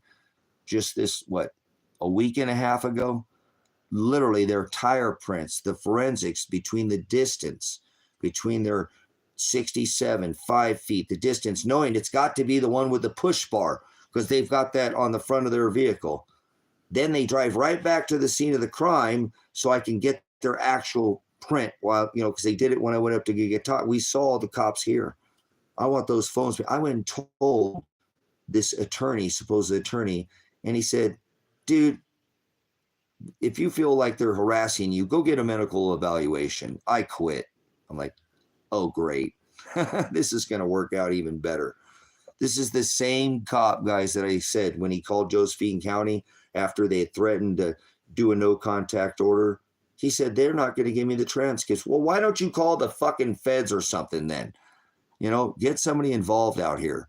And it's my son is just still sitting here now missing for how long, I just can't sit here, guys. So I apologize for offloading this on you, but I'm not going to wake up tomorrow being okay with this. My son, he made a mistake. He went to jail. He spent nearly a whole year in jail. He was only one of 5 guys that all did the same exact thing. And the only one to go to jail. And then he gets out. He does all his probation, community service, work crew hours to even leave the county. He could not even, he had to do the community service. He didn't want to be here. I'm the only one here. His mom and his dad, his uncle, his stepdad, his brother, his, Nana, Pa, all his family. That's where we came from, was over there. He wanted to leave it. He did. And I could have got him off probation at 47 months or at 17 months, if I had $47,000. It's kind of ironic that this ministry costs $47,000 to pay off. And that's, if I would have had that money, my son could have got off probation at 17 months. I called him and told him to request with his probation officer, Ryan Solberg, that request the courts because he completed all his work crew, road crew hours, community service back here, that he could petition the courts. He'd done everything he needed to do. He ain't gotten in any trouble. And I called his attorney, John Caligo, to discuss the matter. Why did nobody call to see if these phone calls existed? My son is 100% innocent of these charges that they put against him. And now they said they were going to throw him in jail for 7 years. And then I stood in and said, no, you're not. The hell you're not. You're not going to throw him in jail. I have the evidence. He did this probation with 5 people. Tom, Don, Morgan. These are males. They were corresponding through Facebook, drawing pictures. Their phones could be pinged. The 2 females. What about Chad, the fire chief? When they locked me up in jail, they had the fire chief locked up, guys. He said, yeah, I remember your son coming out here. We were laughing at him because he wore those pants and he got paid on him, and we were harassing him. It's a farm town. They were hazing him. Well, weren't hazing him. They were just bullying him, whatever. And they painted the fire station. Took a few days to paint. Even if my son was here and after getting out of jail, he had made a mistake and paid for it. Only guy to go to jail. And this jail down here, guys, no soup, no top ramen when he was in there. I mean, literally no beans, no tortillas, cold carbs, chips, and candy bars. That's it. And cold food on the weekends and stuff. Sandwiches, cold. I mean, just a disgusting, filthy, the water down. I think they threw me in there. Okay. A couple times they've thrown me in there now. Okay. Since this case, I've gone to jail now a couple times to try to help my son. I'm facing probably 40 years in prison. 6 felony charges right now I'm facing and a misdemeanor to try to help my son. And I have every legal right under the right of affirmative defense to protect him. Self-defense, that's your right to be secure in your house, papers, persons, and effects. If they're going to try to legally prosecute him, I have the right under self-defense to protect him from illegal prosecution. So do you. We all have that under that right. So they never want to look at the evidence. I streamed for hundreds of hours. Lady in Red was one of the moderators at the time. We literally had hundreds of people calling from all over the world, both Lake and Lane County, telling them, stand down. This dad's got all this evidence. Stop. They had cops all. I mean, it literally, they scared the living, out of my daughter, driving on this property, not through the access road, coming in here with the state police. And instead of shooting them dead, and they later hit me in the face with a grenade, assaulted me. I've suffered a stroke, bleeding online, all this.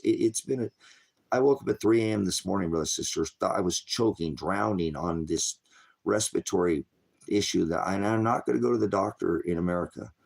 I will refuse to go to the doctor in this country until they release me and let me at least leave, go down to Ecuador, get some health care down there. That's a constitutional republic, and I was already planning on doing that.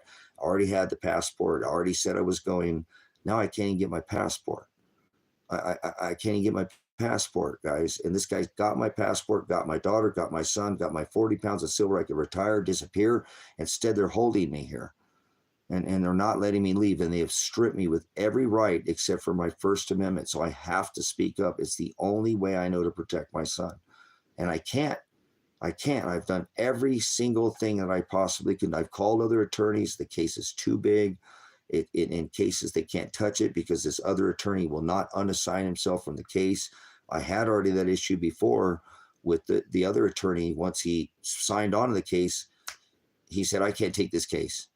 And obviously, because they know they're going to lose the case. They can't. They hit me in the face with a grenade at 45 seconds, and I was not threatening any violence. They never planned on that. They planned on coming here and killing me dead, brothers and sisters. And that the evidence would show that if this ever, and I already told for a change of venue, meaning it cannot be tried because of jury bias, judicial bias, judge is obviously biased in this case, which I can prove through other people being targeted around me. Somebody showed up on a police report here to help me out when my son was here, and they ended up taking his son from him. This is a family, Dave Vandenberg is going to find himself, if he ever gets federally investigated, disbarred and being put in prison. What he has done to Gene Gaber is unbelievable. To rip that child from 8 years I battled in Lane County, Oregon, my son, to get him away from into a better situation. I'm very well versed in family law. I have actually represented myself in open court. You can see all the records are still in the Lane County records if you want to look. You don't just rip a child out of there. And the conditions on that would be so appalling. You don't do that. I don't explain it for now. What they did was the complete opposite. And that's not right for what they did to his child. I was a single dad for 8 years, and that is hard for me to fathom what they did. You don't take a child and rip him out of an environment where he is completely safe. It's his normal environment. He's all his friends. That's where he goes to school overnight. You can't do that. You have to have emergency custody order. You can't do that. And they did that in this case because this guy was around me. No legal justification to do it. Actually, I don't, just go look at those priors. I've talked about it, but I don't know, guys.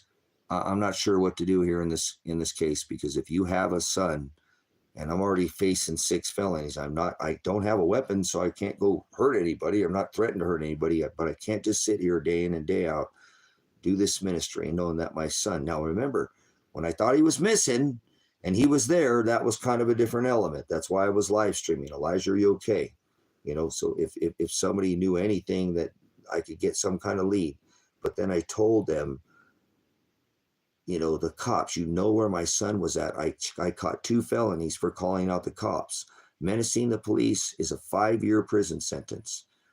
Harassing the police, these are not charges that they're going to take lightly. And any cop that I have to deal with now, brother, is just going to look at that and deal with me differently than they're going to deal with you.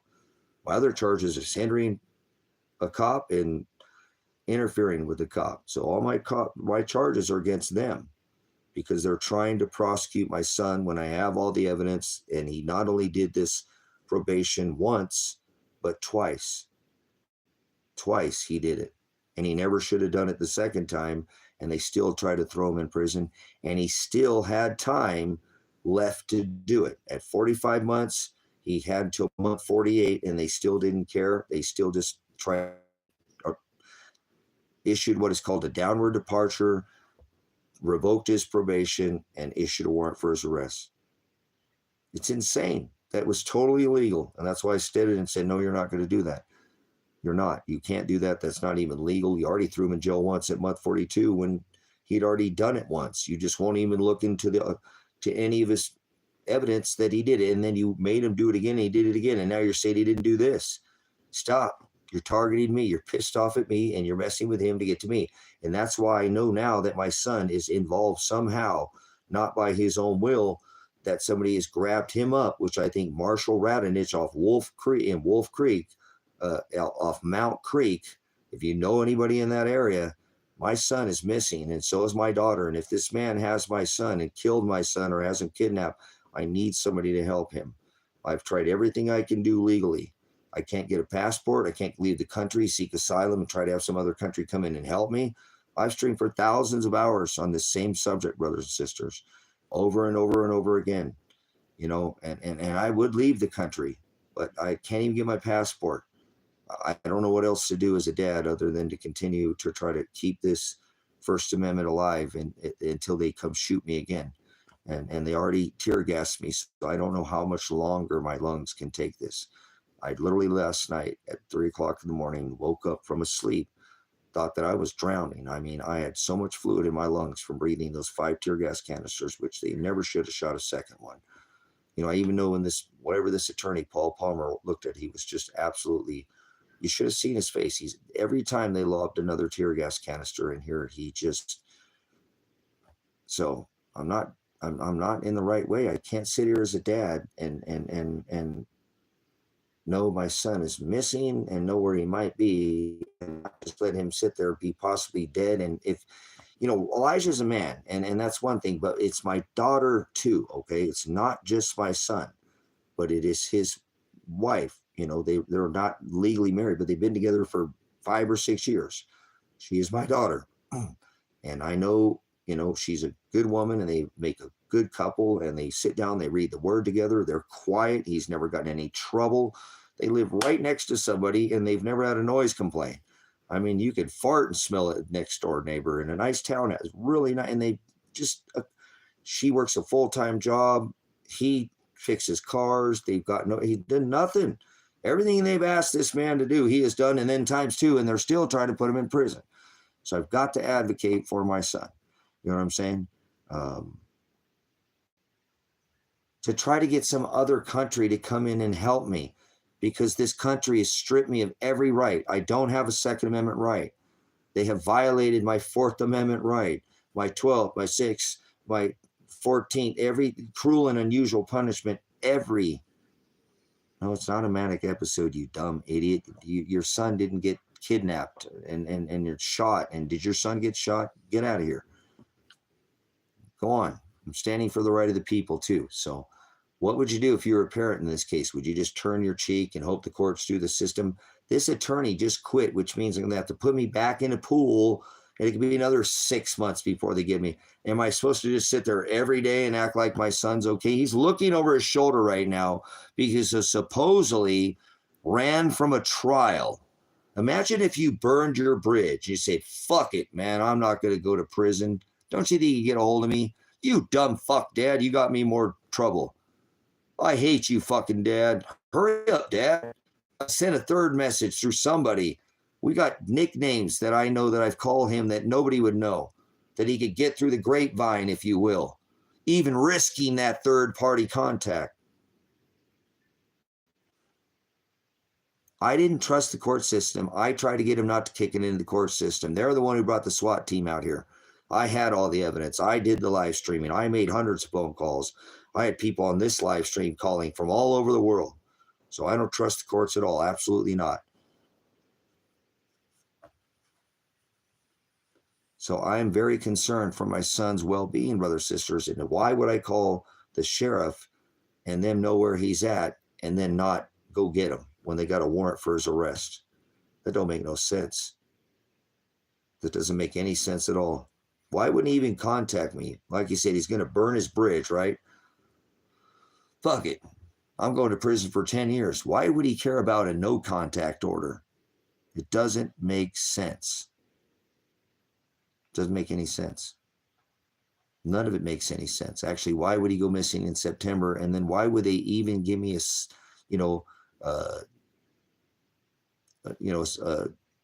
subpoena court summons for his trial in November for a December trial if he went missing back in September? That's when my daughter's charges were dropped, brothers and sisters. That's when my daughter's charge, they dropped her charges because they had kidnapped her. See, what doesn't set right with me is the fact that, if Adriana would take this to a lawsuit, the state of Oregon is liable. They're the ones who came out here with the SWAT team. It was also Lake County, Oregon Sheriff's Office that was involved. They turned over Lake County and took her to jail without warrant. That is a kidnapping. They obviously dropped all her charges.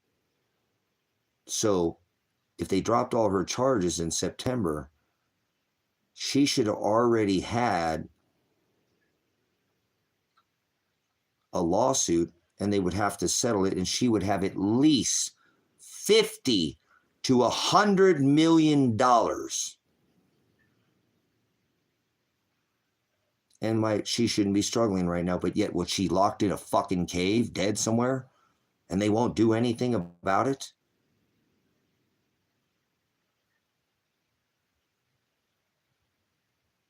But her charges were dropped.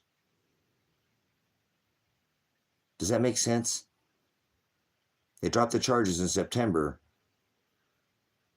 I went there in December, and her car was there at his house. And he told me she needed to sell the car to him to get an attorney. Shut the fuck up, Steven. Get the fuck out of here. You're an idiot. Go fuck yourself. I don't want to hear it. I don't care what you think about this case. I don't have the patience for people who don't give a fuck about my son. Either make it rain in this bitch and give me a fucking money for an attorney or get out of here. Shut up. I don't want to hear it. So stop. You too there, Clit. Get your lips out of here. Don't want to hear them. Keep them to yourself. Moderate anybody's being stupid, lady in red. I'm not going to hear it. All right, back to what I'm saying. If you're a parent, what would you do? You just get to sit around and let your son be potentially kidnapped? So, whatever. You're not going to be unsolved mysteries here with what's the charges. It's always the same thing. Already the charges are. So, there's a warrant for his arrest. It doesn't matter what the charges are. It's already done. Stop talking. So, lady in red, a couple other people. I'm going to end this here in a minute. And R3, appreciate everybody came in for the homestead portion. Apologize this came up, but I'm going to have to go to bed, wake up, and go, oh, I just got to forget about my son and my daughter. And they're both probably, the cops know where he's at, but they're not going to go get him. So just none of it makes sense. And I just can't sit here knowing that my son is alive. It was one thing when I thought he was missing. But when those cops told me he's alive and then they're not going to go get him, there's my passport, which is a felony. A felony. To hold somebody's passport and they're not going to do a call for service.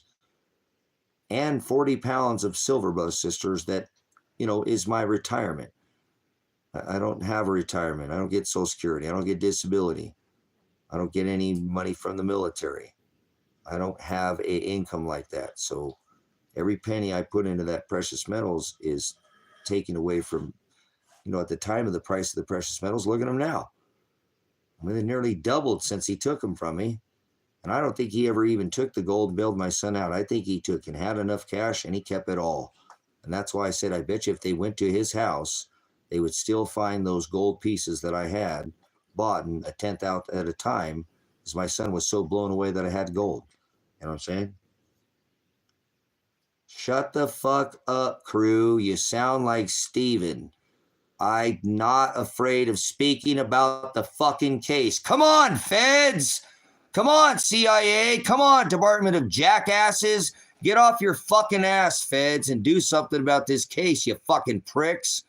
Come on, Federal Bureau of Imbeciles. Shut the fuck up, you idiot. You don't know shit. The feds should already been involved. Fuck you. Shut the fuck up. You ain't no attorney. I can represent myself probably better than you. What are you, part of the bar? Fuck you. You work for the chief of finance, you fucking prick. Why don't you expose if you're attorney why there's not any actual criminal law being, no criminal law. These are all revised statutes. You're an idiot. You don't know anything about law. Difference between legal and lawful. Shut the fuck up. You take an oath to the bar. I took an oath to the Constitution. You take an oath to the bar. You don't give a fuck about this country. You're not an attorney anyways. Pound sand. So, you're an idiot. All attorneys work for the chief of finance, brothers and sisters. That is what they call a district attorney. They're not operating in a judicial capacity. Let me expose this clown show in America that's going on. There's no crimes being committed in America. All crimes are crimes of commerce. You've been merchandised, and when they arrest you under a capital letter name. I know my rights. Although they may have stripped me of every other one, but my first, I'm going to use it until they either come back out here and kill me, try to kill me again, or maybe the feds will stop being chicken shits and they'll come out and do something about this corrupt county, or they'll just drop the fucking case because they know they can't win it.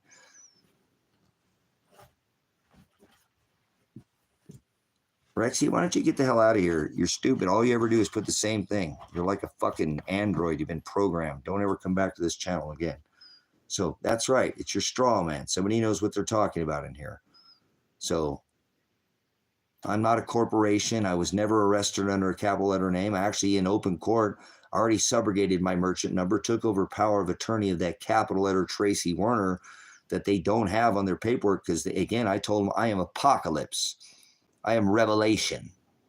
I was not arrested under Tracy Werner. Idiots. They have no case. I'm not some merchant number or straw man. Again, I put the court on notice of liability in open court. The judge that day said, you made your record.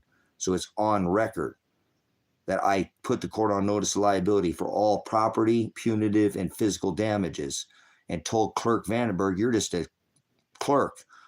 You're not a judge. You're not operating in the judicial capacity in an Article 3 court. This is a fourth administrative court, and this is not a territorial court. This is not a third article judicial court. So unless you want you can prove that you're operating in judicial capacity, I'm not going to give you back this. Nope. I subrogated that merchant number, and the only way you're going to get that merchant number back, the money out of that bond, is if you can prove you're operating in a judicial capacity. So I'm not sovereign. You're an idiot. No such thing as sovereign. I know I'm a prior pig that was called sovereign immunity, but there's only one sovereign. So no, I'm what you call a constitutionalist. I took an oath to the Constitution, not some revised statute or a corporation. And I'm not a court. Notice they shot me with tear gas, 5 tear gas canisters, hit me in the face with a grenade. I'm still here talking, right? I'm not a statute, right? No, I don't go by mandates. I don't go on dates with men. That's not lawful. That's mandates, codes, and ordinances are meant for businesses or corporations. I'm not a court. My name is not spelled in capital letters. I already took over power of attorney in open court over that capital letter name. So I'm not you. You're a merchandise number. You're a merchant number. That's what it's called. It's not a straw man. It's actually a merchant number is what it is. You've been merchandised, and as a child, they took this over this account for you because you don't know how to take care of your finances, and it's already been done for you. So don't worry about it. And when you go in, you'll pay for your own, Big Bob cock meat sandwich to get, double stuffed like an Oreo. Bob's going to have his buddy behind you, and you'll, like a quarter ride at the Kmart, you'll get rocked like a rocket or like a horsey, and you'll pay for that, and they'll send the rest of the money to Ukraine because Team America, boys, the corporation, sold on the stock exchange as a treasury. You're merchandise like Walmart, part of this corporation. So whether you realize what's happening or not, that's what's going on in this country. Whether you realize it or not, it's a corporation, not a constitutional republic. When I took an oath, I took an oath to the Constitution.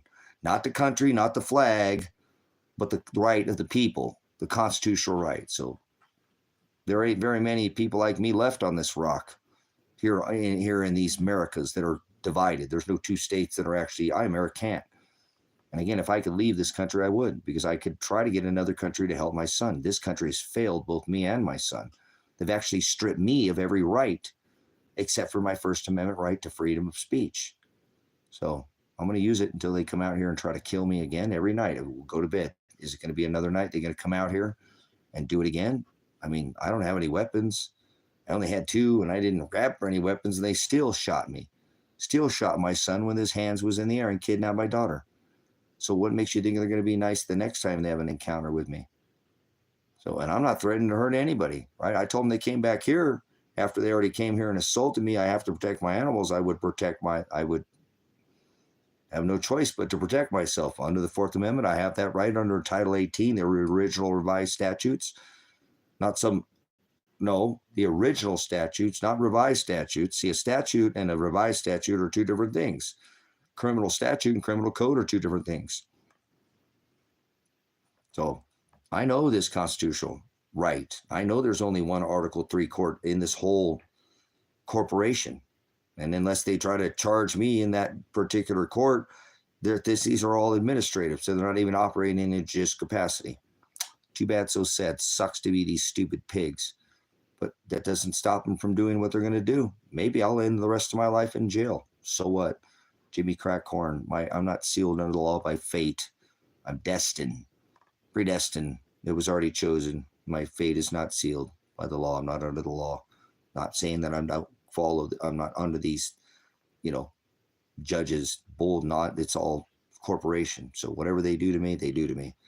You just keep being a corporation judge that should be judged, and I'm not. My name is not all in capital letters. They're going to try to put paperwork on me. It's capital T, small r, small a, small c, small y, capital W, small e, small r, small n, small e, small r. I only operate in a private capacity and never in commerce. So you be commerce, I'm going to continue to do what I do. Okay? And however I suffer, I do, I guess. But, what would you do as your parent if my son got to suffer? This is fucked up, man. what they've done to my son. Come get me, motherfuckers. Let my son go. Let him go. If you want me, come get me. I'm here alone. You come fuck my dogs up again. They didn't have to be tear gas. I pleaded to them instead of reaching for a gun. I got dogs in here, guys. I got kittens in here, guys. And I told them I was coming out. I wasn't going to grab any weapons. I made it very clear that I was not going to resist them in any way, shape, or form. My son didn't resist. He still got shot. My daughter, they kidnapped her. They didn't even have a warrant for her arrest. That's illegal. That's a kidnapping. They hit me in the face at 45 seconds with a grenade. That is attempted murder at the very minimum of excessive force. Will that state trooper ever stand trial? Was it a state trooper that hit me in the face with a grenade, or was it Lake County Sheriff? Was it Lake County Sheriff that shot my son that day? May 29th of 2024, nearly 1 year ago. And guess what's happened in the case legally? Nothing. Not a thing has happened in this case. Ain't even an attorney. He quit. And I got to sit here in this pool of attorneys. They don't even have any in this town. They only have two. And the one that was my son's attorney already represented me, which would make co-counsel, and this case would be dropped immediately. You cannot have, you have to have different counsel for each defendant. My son's attorney literally represented me multiple times in open court. Illegal. Case dismissed. There's so many things in this case, it'd make you sick. You should write a movie about it. You would be just stumped. You want to make a fortune? I don't want a penny from it. Somebody help me get this out there. Lady in Red was already there when I was trying to get them to not even SWAT this house, pleading to them for 256 hours. Do not bring men with guns in here. And they did it anyways. Go watch the SWAT raid if you need to get your rocks off and see somebody get blasted in the face because you need to jerk off to somebody's pain. The hell is wrong with this platform? There's some sick, twisted individuals, and this platform is getting pretty foul, man. But that's why we got good moderators like Lady in Red to keep you swine out of here, you vipers out of here. So I hope you're standing up for the Constitution, brothers and sisters. He stood up to the halakha and the Haggadah, and this is basically the same thing today. It's changed from a constitutional republic to a corporation. They took the Torah and made their own Targum, their own law, their halakha, their Haggadah. Same thing's going on today. Codes, mandates, and ordinances are meant for corporations or businesses. And the word tells you, again, judge this shall be judged. So if you're acting as a corporation, you're going to be judged as a corporation. And you're not Christ-like if you're standing with this corporation because he stood against that corporation of the day. The Pharisees had made their own big boy club, basically taxation. If the corn fell off the back of the cart, it was supposed to stay there. They made it where you can pick it up. You were able to go in the fields and glean from the fields. You couldn't take anything out of the field, but nope, can't do that. All that stuff around the out of the field, that was all supposed to be left for the poor. Nope, we're going to get that. They did the same fucking thing today with America. Same thing today with America. We are the same money changers. We've been forcing everybody for 50 years to pay for you for the oil with the US dollar, getting a little bit of everybody's money. That is sickening. If that doesn't make you throw up right now, then leave this platform or leave this channel. Don't you ever come back here. That should just make you vomit in your own mouth to think what we just did for 50 plus years, forced everybody. So I stand up for the right of the people, not just this state, not just this county, and not just these locals have been harassed, but everybody in this country that cannot and that is afraid and been suffering because they know they're going to be targeted too. And they live their life in fear. You know, I don't fear anything but the Lord.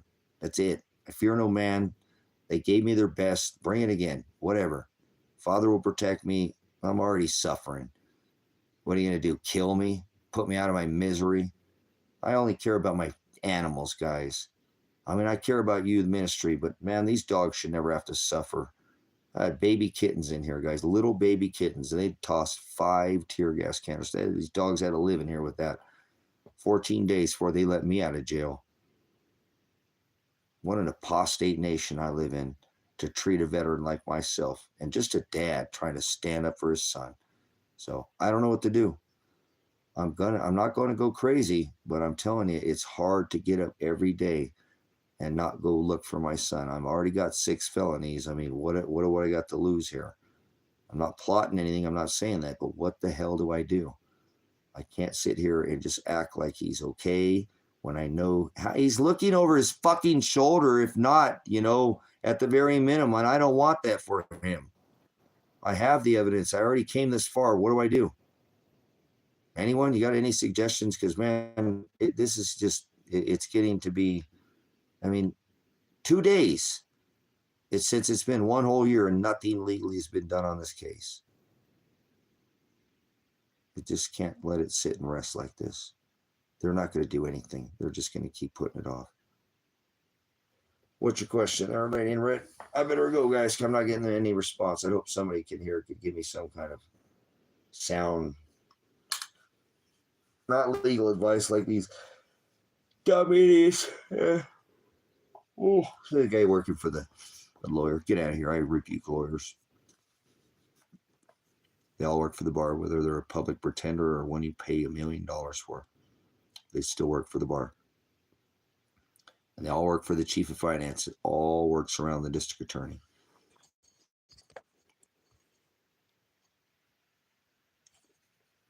What did the person gain that?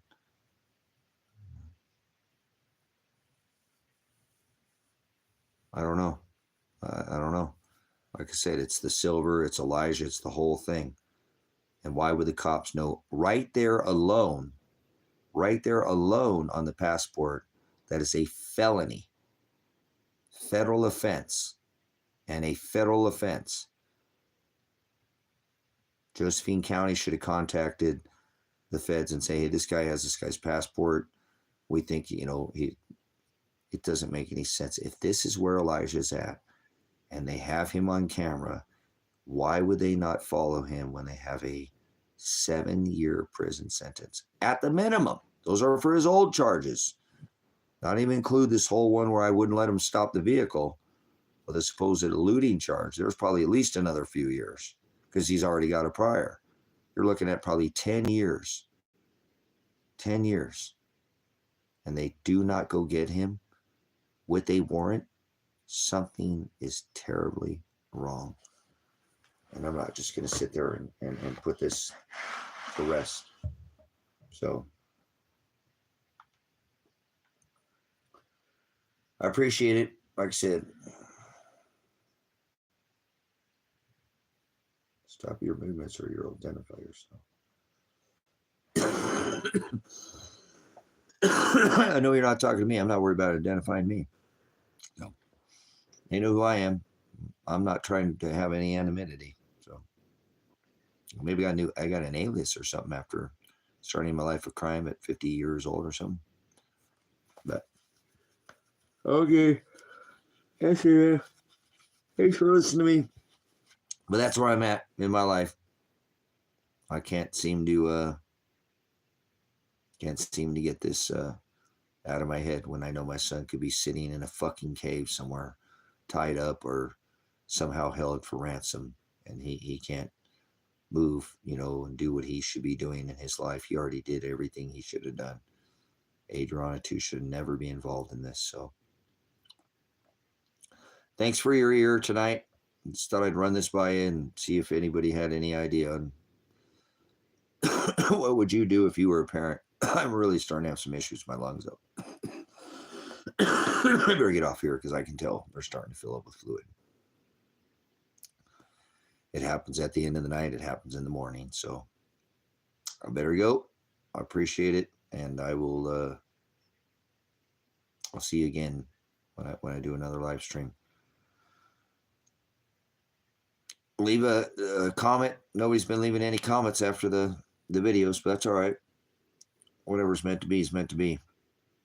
If you want to help the ministry out and leave a donation, I'm still trying to purchase another ministry out here, trying to do other things than help myself, but that's all right. always doing work for the ministry on and off here. So if you have a way to bless the ministry with a monetary tithe, it's Cash App and PayPal. It's not required. Don't worry about it. If you don't push yourself unless you have some abundance in some way, shape, or form. I have land and a motorcycle and a truck that I'm trying to get fixed. You know, I got lots of things out here, so hopefully get these assets sold very soon, and we'll get that secured for the ministry. So be another addition where hopefully it'll help people, and even if I end up having to leave here or something, that people will be able to use all these assets which being able to gain for High Desert Faith and Truth. So what a blessing. Hopefully someday people will be able to use these. You know, there's 45 acres, and I gained the other two. There'll be 47 acres for people to come out here and homestead and do whatever it is that, you know, like I said, this lifestyle, I think that people could live out here, but we'll see. God has a plan. I don't want to make any because he'll always knock me off of mine. So, yeah, if you want to buy some land, I got some land out here for sale on, it's the actual closest land available to the North Lake County School District. Some other stuff too. So check it out. I'll see you guys again on the next Predestined for Light, former channel name, now Higher Faith and Truth Ministries. And go sow some seeds. Go broadcast some. Broadcast means to sow seeds. Go sow some seeds of light to others. And I'll see you guys again soon. Pastor Revelation, Pastor Apocalypse. Whoa.